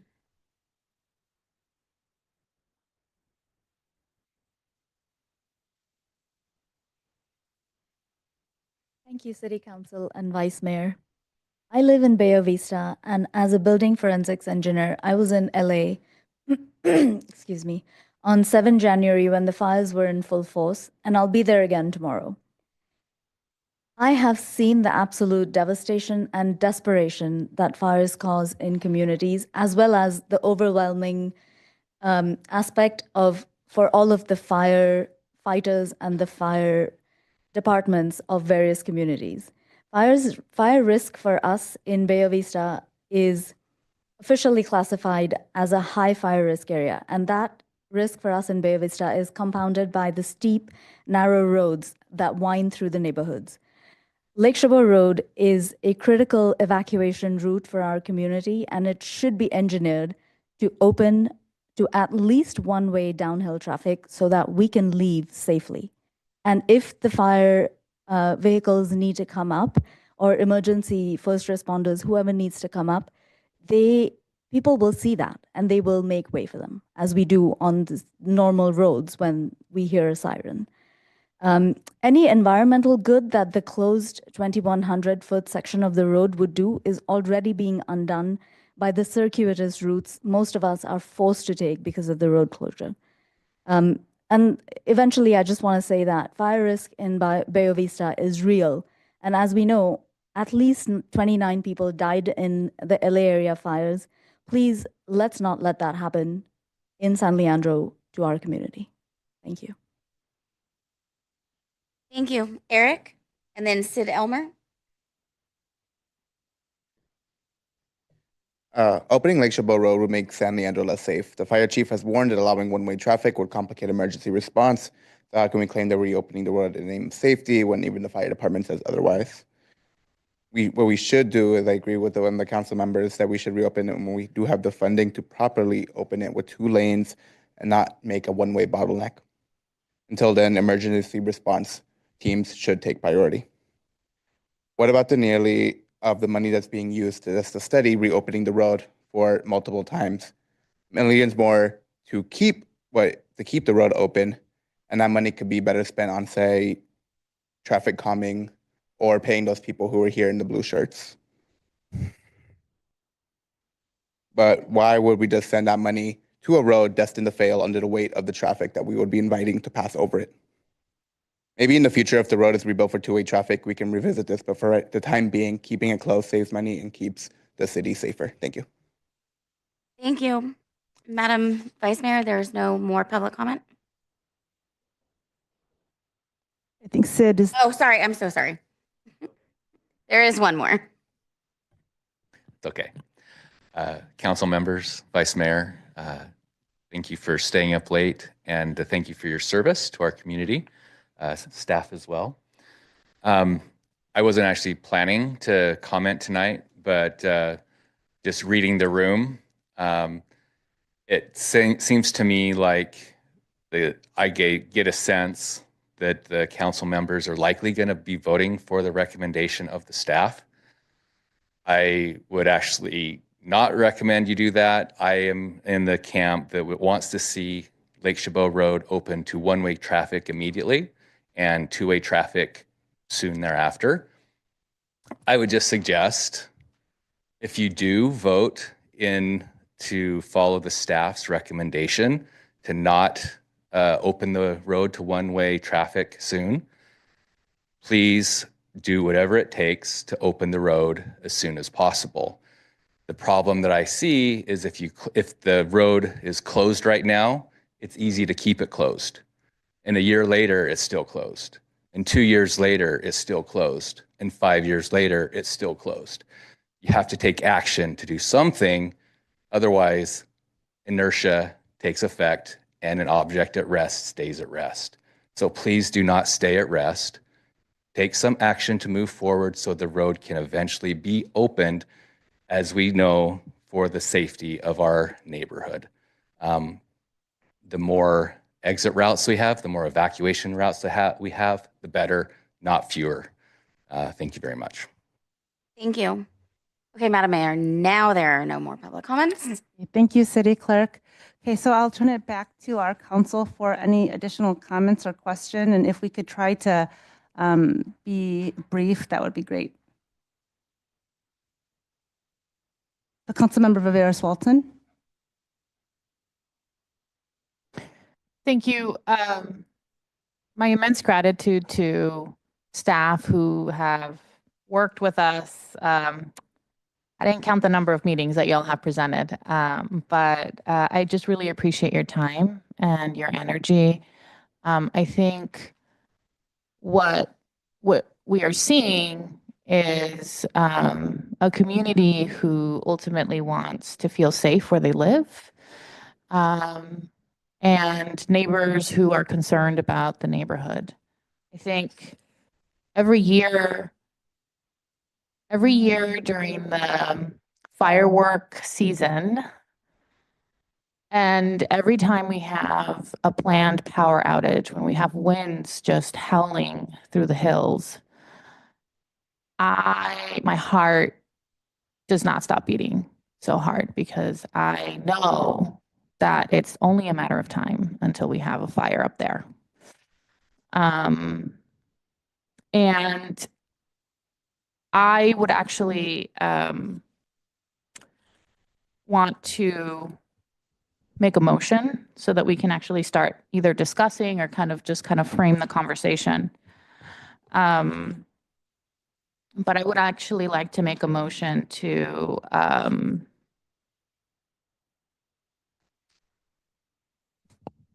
direct staff to move forward with the geotechnical report. But I would actually like to amend that to just include the one-way feasibility. Because it is my understanding that the 89,000, the 89.5 includes the whole road. And so if we're able to cut the cost to just look at if it is safe to do the one-way, it sounds like there might be some comments from staff, but I'll just make the motion, and then maybe we can just frame the discussion around that. To move forward with the geotechnical report, and if the geotechnical report says that the road is safe for one-way traffic, to move forward with the design for one-way circulation, in an ideal world, I would like to see that those happen concurrently, but I also don't want to waste staff time if the geotechnical report says that it's not safe. So I think it's a compromise that we don't move forward with that design for one-way circulation unless the report says that it is safe for one-way traffic. Because we're looking at best case scenario, starting construction on the slot to fix the slides in summer of 2026, which if you if you kind of see that through, we're not even looking at actual mitigation of, you know, getting the improvements done to drive on the street until years after the summer of 2026. And to the last speaker's point, if we keep that road closed, it will keep deteriorating, and it will stay out of the kind of, it's just going to remain closed. We're not going to reopen a road that is closed for 5-7 years. So I would like to move that motion to move forward with the geotechnical report. If that concludes that the road is safe for one-way traffic, then move to design the one-way circulation design. Can I just ask staff to clarify the motion of that 89.5? Is that is that 89.5 inclusive of other design work outside of the scope of what Councilmember Riveros-Walton is asking for? Good evening again, Jason, my city engineer. The $89,500 would look to see if Lake Chabot Road is able to be open to vehicular traffic at this time. It will look at if you can at all, and if so, to what extent. So it's either the 89,500 or nothing, basically. Yeah. Thank you. So then move forward with the supplemental geotechnical investigation. And if it proves, and if the report comes back that it is safe, then move forward with the staff design for one-way circulation. Do we have a second for that motion? Yeah, I'd like to second it, and I have some comments as well.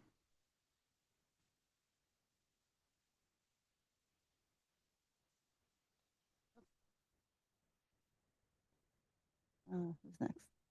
Can Councilmember Simon, yes. I proceed? Yes. Okay.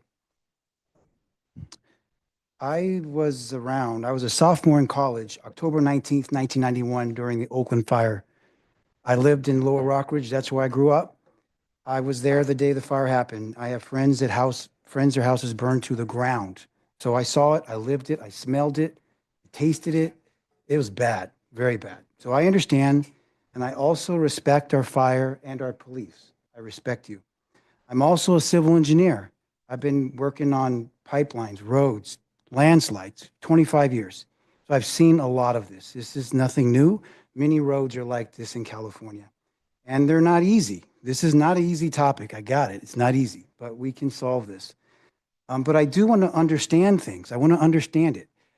Not just be told things, but I need to understand it for myself because I don't live there. I live in the flatlands in Heron Bay, but if I live there with my family and my children and I need to get out, I want to understand, not just be told something, but it needs to make sense to me. So first of all, I want to move to slide number 9, please. Can you pull that up? Because I am concerned about the safety of our residents up there. There are fixed gates up there right now, fixed fence. To me, that looks like a bottleneck tonight, right now. My question is, why is that there? Can that be removed if we're concerned about safety? Why is that bottleneck there? And then a quick response, because I know people are tired and we got to keep moving. Can someone answer that, please? I will go to Public Works Director Sheila Marquez. Those gates are to prohibit the large vehicles, the heavy duty big rigs that have used the roads in the past. And this width accommodates passenger vehicles, fire engines, but not the large trucks that we're finding up there. Okay, but is it a restriction for fire vehicles? If cars are going through there, as we saw in the video, and fire trucks kind of get through, is this a safe way to be operating right now tonight?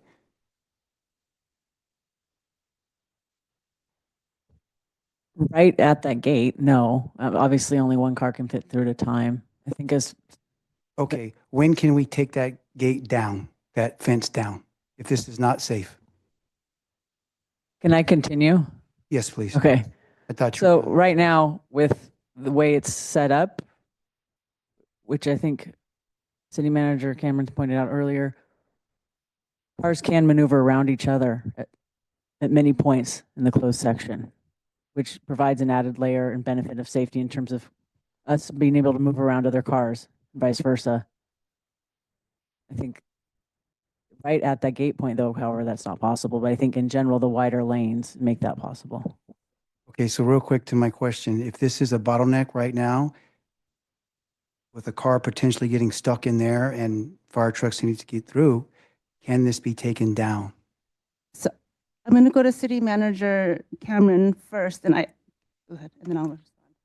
Thank you, Madam Vice Mayor. I hesitate to answer a question with the statement that the Public Works Director, Marquises, has just made. The reason why the gates are up is to stop big rigs from coming down the street. As I know, residents have shared, big rigs try to go up and down the street all the time. And so I think if the council's wish is to allow big rigs to go up and down Lake Chabot Road, then maybe the question of taking the gates down or not is a question that should be answered. Well, I'll leave that matter, but I just want to make sure that it is safe. And I've heard and really concerned it's a bottleneck. To me, it looks like a bottleneck for people trying to get out in a fire. So I just, that's a concern I have. So I'll leave that one alone. The next question is, or comment I would say is, right now, looking at this picture, cars can come down. They can drive down right now, and we're telling them you can drive down this road, which is the same as opening it up to westbound one-way traffic. Cars are driving down. And then hopefully we can keep working with fire if we get the agreement to move forward with this, such that if cars are going down during a fire, if you have removable bollards or bollards that can knock over like these red ones, then the fire truck can maneuver around the traffic and not let a car stop the fire truck. So I'm hoping we can work through this and come up with a solution rather than say, it can't be done. So that's what I'm hoping we can work together on. And so those are my two comments. My main concerns is that I'm really concerned about that fixed fence being a bottleneck. I'm also want to make sure that fire trucks can make it up while they're going down, just like they are right now, which I'm hoping we can work through. And my last point would be, Councilmember Simon, I'm going to have to stop you right there. We are actually 5 minutes from when we extended the meeting. So we either need to make a motion to extend the meeting. a motion to extend to 11. I'll second. Okay, and then I would also ask that we direct comments and questions specifically to what's on the agenda tonight. I appreciate the questions around changing what can happen, but we can do that maybe with staff or at a different time, but that's not specifically what we're talking about. Yes. Okay, can I just wrap up? Because I saw I guys one more comment. I want to ask a clarifying question to the city attorney. There is a motion on the floor and a second. Does that need to be voted on first before a new motion and a second is considered? No, someone can submit a substitute motion. Right now, we have a motion on the floor. And I do want to acknowledge we have to stay on this agenda topic. I understand that safety was brought up by public comments, but we'll stay on the topic the rest of the evening. I'm sorry, point of order. It's my assumption that we can just vote to extend the meeting without a substitute motion. We have a motion on the Motion floor. on the for floor go to already. 11. To vote, okay, great. But we still can have questions on that first motion before we have a substitute motion. So, no, there's no, on a motion to extend the meeting, it's not debatable. So we are on a motion to extend the meeting. It's not debatable. If someone has an alternative time other than 11, they can ask the motion maker to make it something different. But there's no debate on whether we should or should not extend the meeting. It's a yes or no.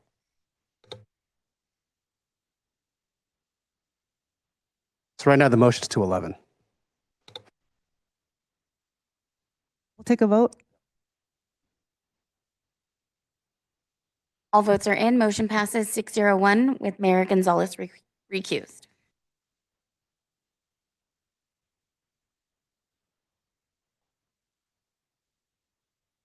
Thank you, Vice Mayor. Thank you, staff, for your time and your presentation and going back and forth. Here at our priority session, we talked about the quality of life.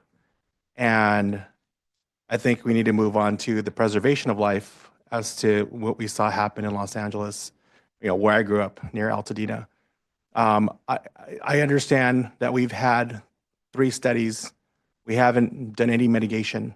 And I think this 4th study will tell us what we need to do and the costs associated with that. My council colleague, Spade, had made a motion with regards to directing staff with the one-way circulation and agreement to perform supplemental geotechnical investigation. I'd like to make a substitute motion to include two-way traffic in that study. It's just easy add-on. They can do the research and figure out how we can get the road back to where it was, not just one way. Ultimately, I think, one-way traffic kind of limits us. I think two-way traffic to where it was before is essentially where I would like to see. I know folks want reuse of that road. It's just going to cost some money. You can't put a price on a life that is lost, but you can fix a road according to what the report says. So I'd like to make a substitute motion to include two-way to go back, to repair the road like it originally was with. Okay. Is there a second on the motion?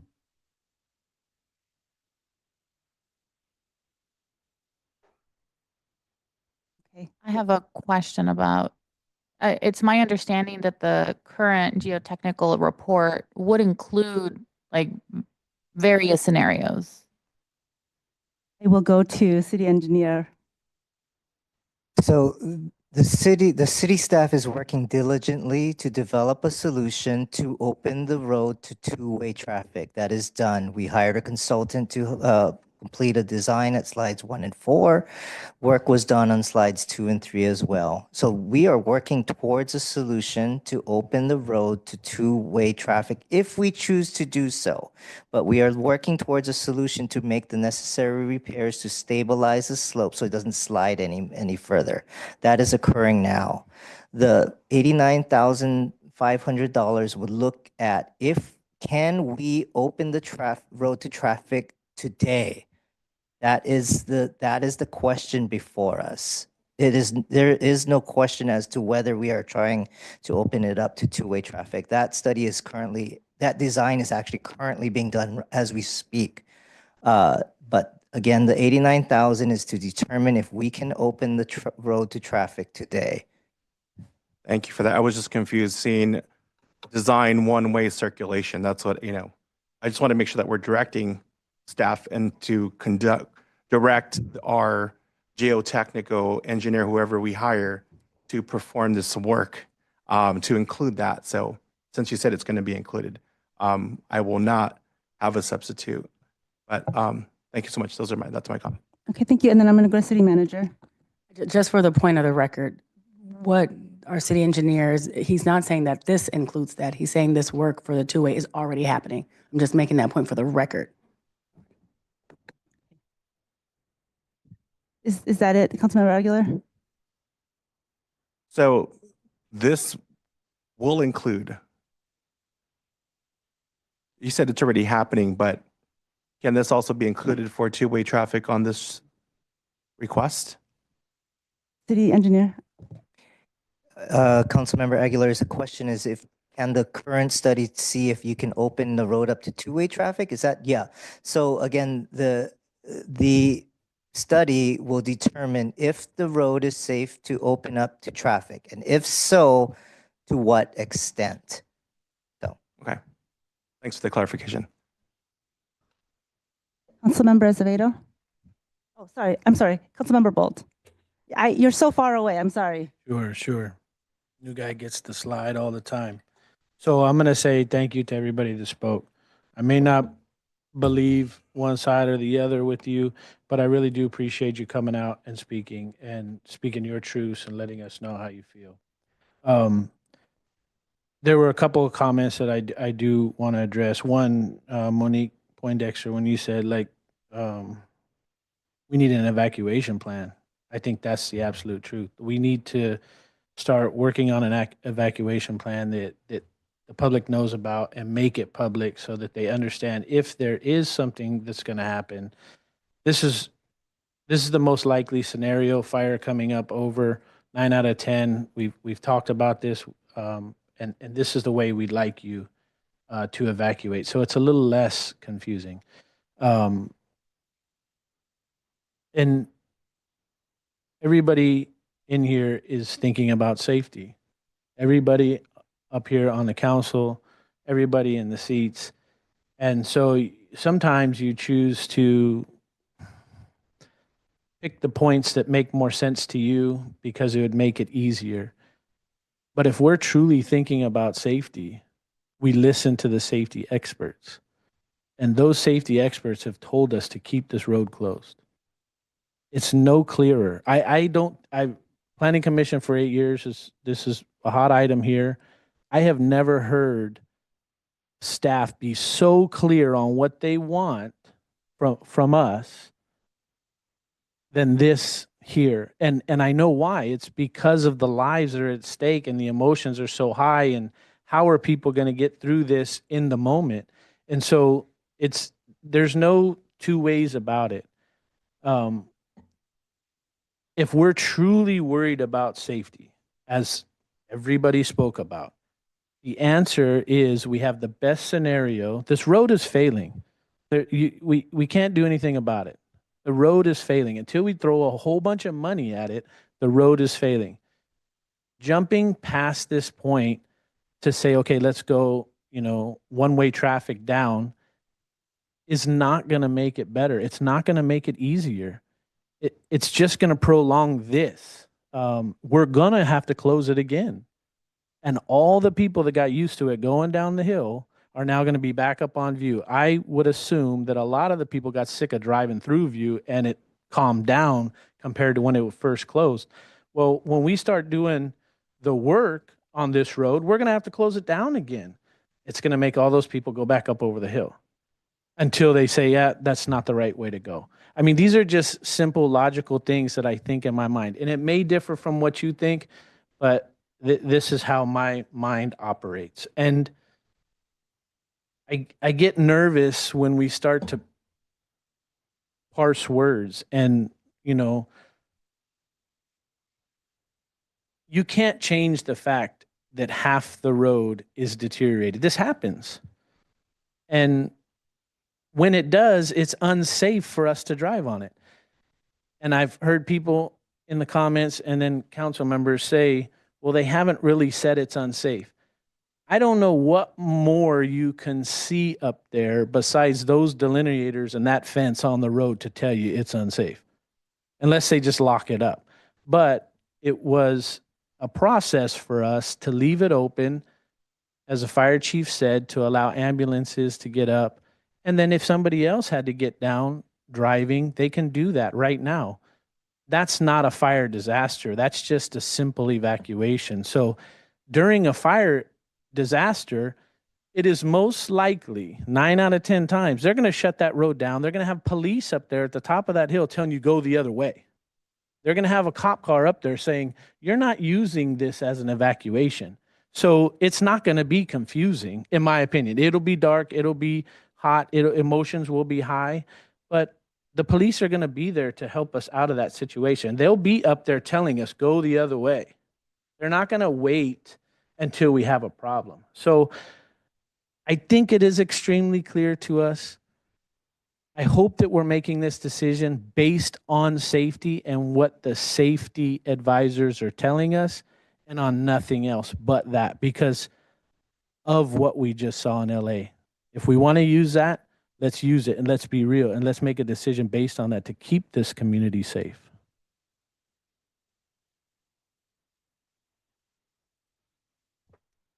Thank you, staff, for the presentation, and thank you all for coming out to this meeting. I know this is a real passionate and emotional decision to make, but I was just at the road. Well, first of all, I'll say I agree with my colleague, Councilmember Bolt, about the road being safe. You know, I'm concerned about that too. I was just at the road a week ago, and I saw where it was patched and where it had tar on it, and you could see where it's separating more. So you could see the gaps there where it's freshly separated. I have a question for staff. When was the last time that I know we had 3 studies, but when was the last time staff was up there and actually looked at the tar and just been up there and looked at it? Because it looks like it's getting worse.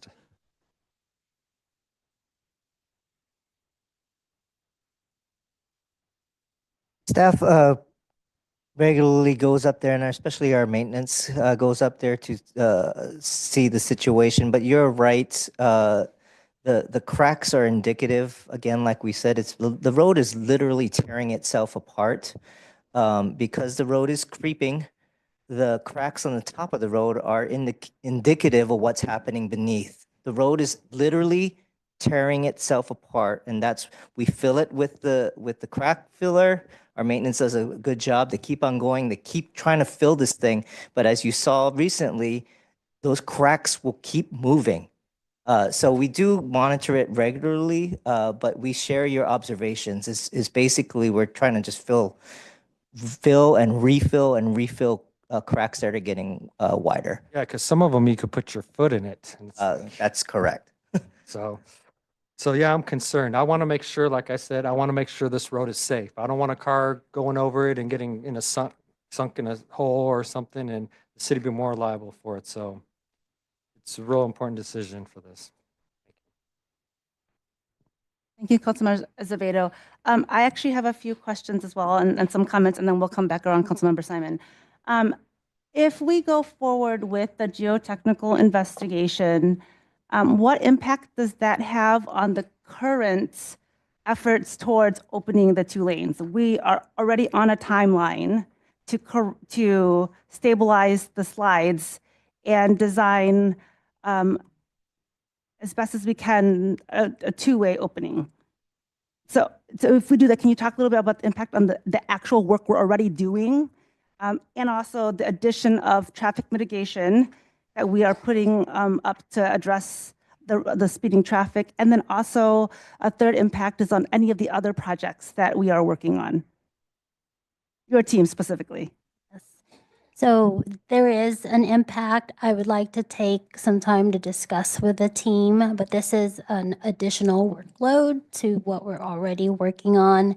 Again, a reminder, this is the same team that is working on Lake Chabot Road, that's working on traffic mitigation measures there as well, in addition to other areas in the city. We will discuss internally what those impacts are and discuss with the city manager what other projects may need to sit in the backlog as a result. Okay, and can you pull up the slide, Kelly, of our PCR, the map, this one, yes. And I'm going to say this is somebody that lives on that bright red line up there, which is actually already a failed road. And I very much, like many of my council colleagues and commenters have mentioned, very much care about public safety. And we heard public comment earlier about a really problematic intersection in District 5 that has been in the works for 10+ years, that is also short funding right now, and that the Public Works team, I think, is continuing to do that work. We talked about Lewis Street. And so I understand what happens when there is a problem that we need to get fixed, and then it gets moves down, and then we have to be able to fix some of those issues. I'm afraid that if we try, my understanding is that we are already working towards a solution. I am worried that we are trying to do something in the short term that will actually have a lot of negative impacts on the community. I am hesitant to even do the geotechnical study because that's also taking money away from the allocated funds that we already have towards the project. So we still have to take that away from somewhere else, that $89,500. And we all, except one council member, voted to prioritize infrastructure on Saturday. And when we say we prioritize infrastructure, we also spoke about prioritizing infrastructure across the city and not just the roads, but our sewers and our stormwater plant and all of our parks and all of our buildings. And so I want to put it in that context, that it feels like, well, let's just do the study and see, but that's actually more money that we're putting towards it, even though we have already put money towards it to be able to move forward with it. So that's a hesitation I have. Again, with just thinking through our financial forecast and thinking about the budget, and we've clearly talked about how much we really have to think about what we need to do in order to fund the needs the city has. And I have a really difficult time asking for a study that is going to tell us that maybe we can open it, but we would have to change the current plan to, let me ask this to the Director of Public Works. If we put in one lane, would we have to close it to do construction to fix the slides? Yes. And our timeline to fix the slides, if it doesn't get postponed by the additional work that staff has to do, would happen in the next year? Correct. Our construction window is every summer, so whenever we miss that window, it gets delayed by a year. Okay, so if we did the study would take, do we know how much time the study would take? I think you mentioned it earlier. Excuse me, 10 to 12 weeks. So 3 months, and would that study begin right away, or would they have to wait until after the storm, or after the rainy season? No, they could, in theory, get started as soon as we get them under contract. Okay, thank you. Pending weather, they're not going to do investigation if it's pouring, of course, but in theory, they could get started right away. Once rain stops. Okay, got it. Okay. And I think Director of Public Works and both Chief Bowie, mentioned the definition of safe means free from harm or risk, and I think that it is really difficult for me to. I don't want to put people at risk. I would rather have people be mad at me than genuinely fear that I am actually doing more harm than I am good. Thank you. Yes, the slide 1 and 4 repairs. Could you go to slide 22? I just want to understand timing here.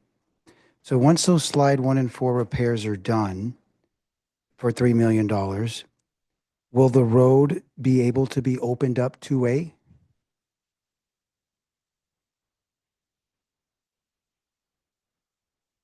When the slides 1 and 4 are repaired, we will return to council, at which time, knowing that 2 and 3 haven't been repaired, we would come back with a recommendation whether to reopen the road or not. At that point in time, it is a matter of, again, just weighing the risks associated with slides 2 and 3 with addressing 1 and 4.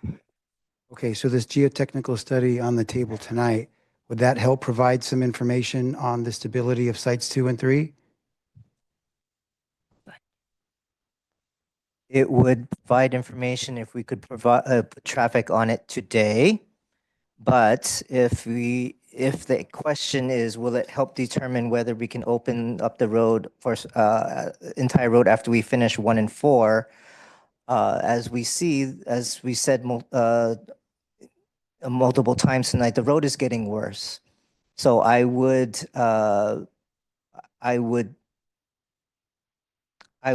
venture an opinion that it would be more prudent to relook at the road at that time to see, because this could be 1-2 years from now. And we've seen how much additional cracks are on the road even after the past few months. So my opinion is that we should reassess the road at that time. Okay, so after 1 and 4 are done, the road may not be open for two-lane traffic because you still have another 6 million, 2 million. That's a possibility. So it may not be open, and the city hasn't identified $12 million. So we don't know when this road could be open for two-way. It could be a very long time. Very, very, very long time. Okay. So that just ties into my Councilmember Paveo Walton comment here, but we just don't know when it'll ever be open. And just my last question is safety. Everyone here concerned about safety. And I'm concerned about safety like right now. That's why I brought up the whole fence topic. But if that road now is indeed a pie crust and we have cars driving over it like tonight that we know, that's very concerning. So I think we need to look at those photos like right away. And if it is pie crust and we know cars are driving over it, that should not be. But that's a whole nother safety. I'm very concerned about safety. But I do support, as again, second it, and I'm ready for it to vote. Councilmember Veras Walton. I was just going to call the question. Okay. I'll second. We'll vote. Okay.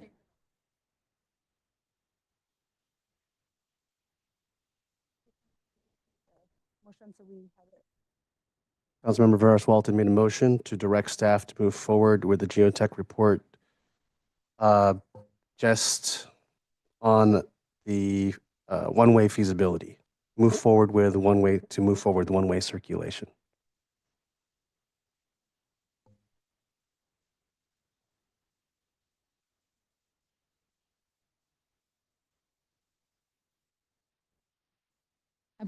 I believe my motion was, and only if Only if. the geotechnical report says that it's safe, then move forward with designing the one-way circulation. You got that? Can I ask a clarifying question about that? If the geotechnical study says it would be safe for one way, then staff would be directed to design one-way circulation without it coming back to council? That is correct. City Clerk? City Manager? Thank you, Vice Mayor. Staff, the other part of the direction staff would need off of that question is westbound or eastbound? Westbound. Thank you. Is that amenable to the seconder? Westbound would mean coming from Yes. Castro Valley into San Leandro. Yes. Is that our understanding? Just to make, that's westbound. Okay. Sorry, City Attorney, can you clarify all of that again? Because now it's 3 parts to this motion, and I want to be clear that when we vote, we're voting on all 3 parts of that motion. 1, direct staff to move forward with the geotech report for the one-way circulation. 2, upon upon confirmation of the report's findings that it's one-way is feasible, then moving forward with, without coming to council, moving forward with design of the one-way circulation westbound. Councilmember Veras Walton? I confirm that that's the motion.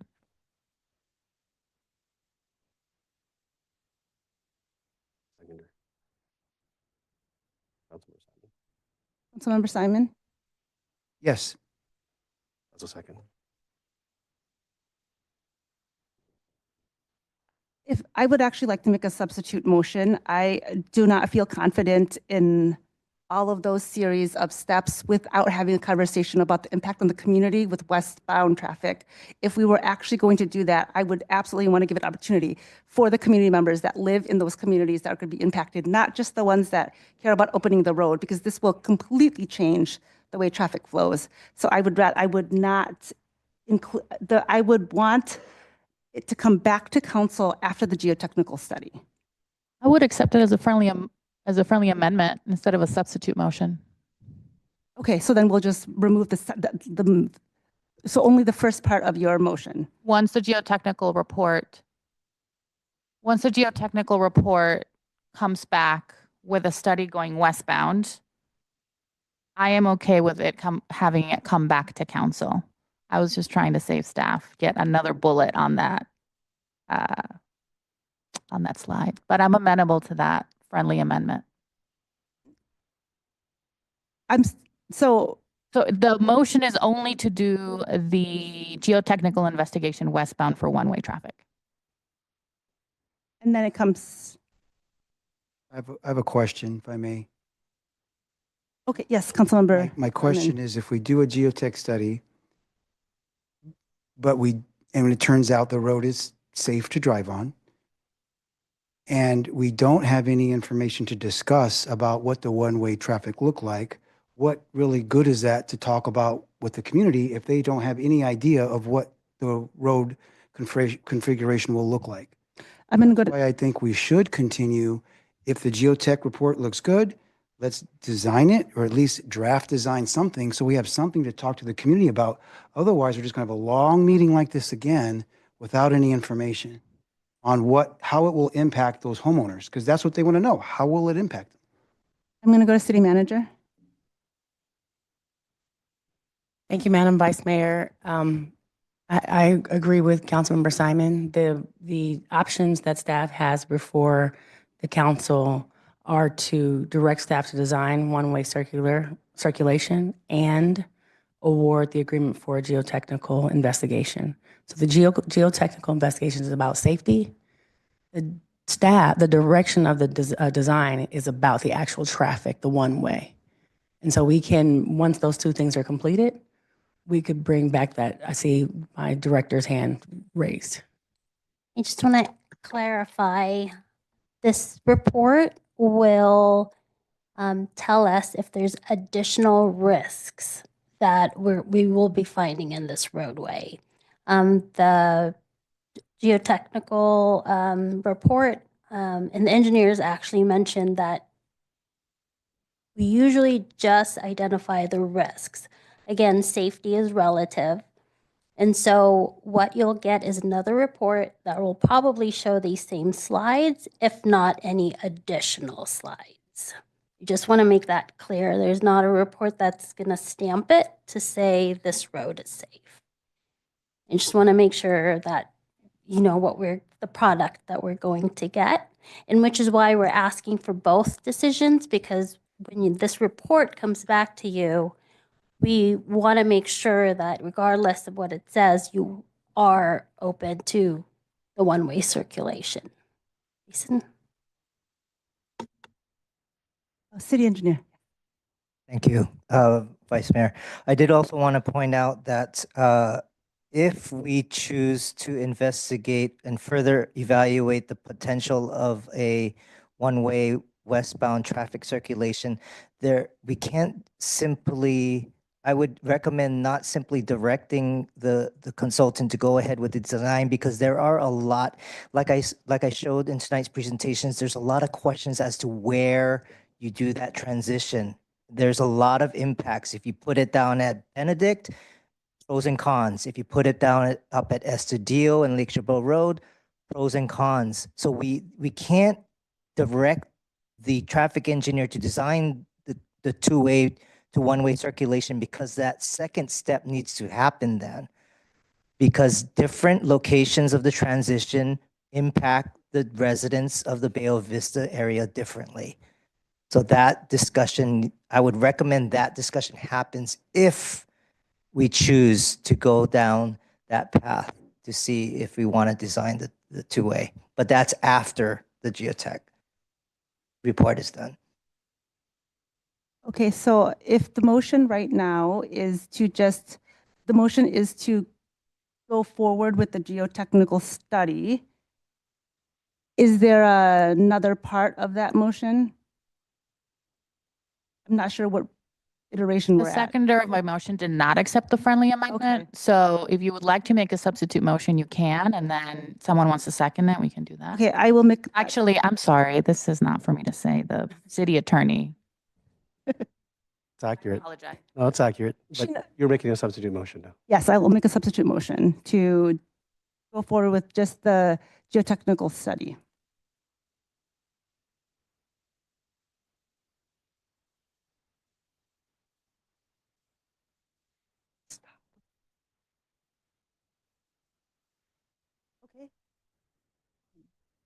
Councilmember Azevedo? Yes, I got a question about the motion. So it's just, so we're just, I know it's kind of confusing, but so we're just going to vote on the geotechnical investigation to see if we're going to do that. We're not going to decide which direction and That's the substitute motion, right? is that what your substitute motion is? Just to do the study to see if it's safe, and then we decide, or how would you put it? I'm unsure if I will have a sec. I'm going to go ahead and just, we have 3 minutes until the meeting ends, so I will just call the question as is with Councilmember Espada-Viveros' motion, right? So the current motion on the table. So no substitute motion. So just as it's read right there, Right now, except for the direction. your current motion, Councilmember Rivera Walton, 1, direct staff to move forward with a geotechnical report for the feasibility. 2, if it comes back, depending on how it comes back, with moving forward then with a one-way circulation pattern. Westbound. That's it. Yes, that's my motion. And is that amenable to the seconder? One question, if we're open to it, to make it as efficient as possible so we can keep this moving. There's a slide for transition at Estudillo Avenue. I support that to save staff time so they have to keep reevaluating too many options. Is that something, if you're not okay, I'm good with it? Okay. And accept also, it. we're actually past 11 o'clock, so we have to have another motion to extend the meeting. And I will remind us that we also have to go back upstairs to finish closed session. All right, motion to extend 5 minutes. I'll second. Okay, I accept, Councilmember. What do we You have to vote? Oh, sorry, This is just on extending the meeting. To extend for how long? 5 minutes? 5 minutes.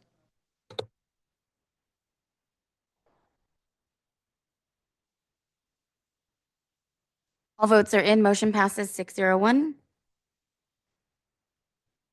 I accept the motion. So Councilmember Simon has seconded the motion as it current stands.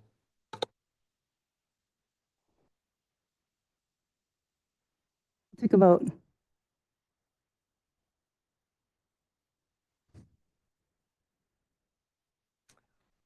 All votes are in. Motion fails 3-3 with 1 recused. You want me to read them out loud? Okay. Vice Mayor Bowen, no. Councilmember Bolt, no. Councilmember Simon and Councilmember Aguilar, yes. Councilmember Azevedo, no. Councilmember Viveros Walton, yes. And Mayor Gonzalez is recused.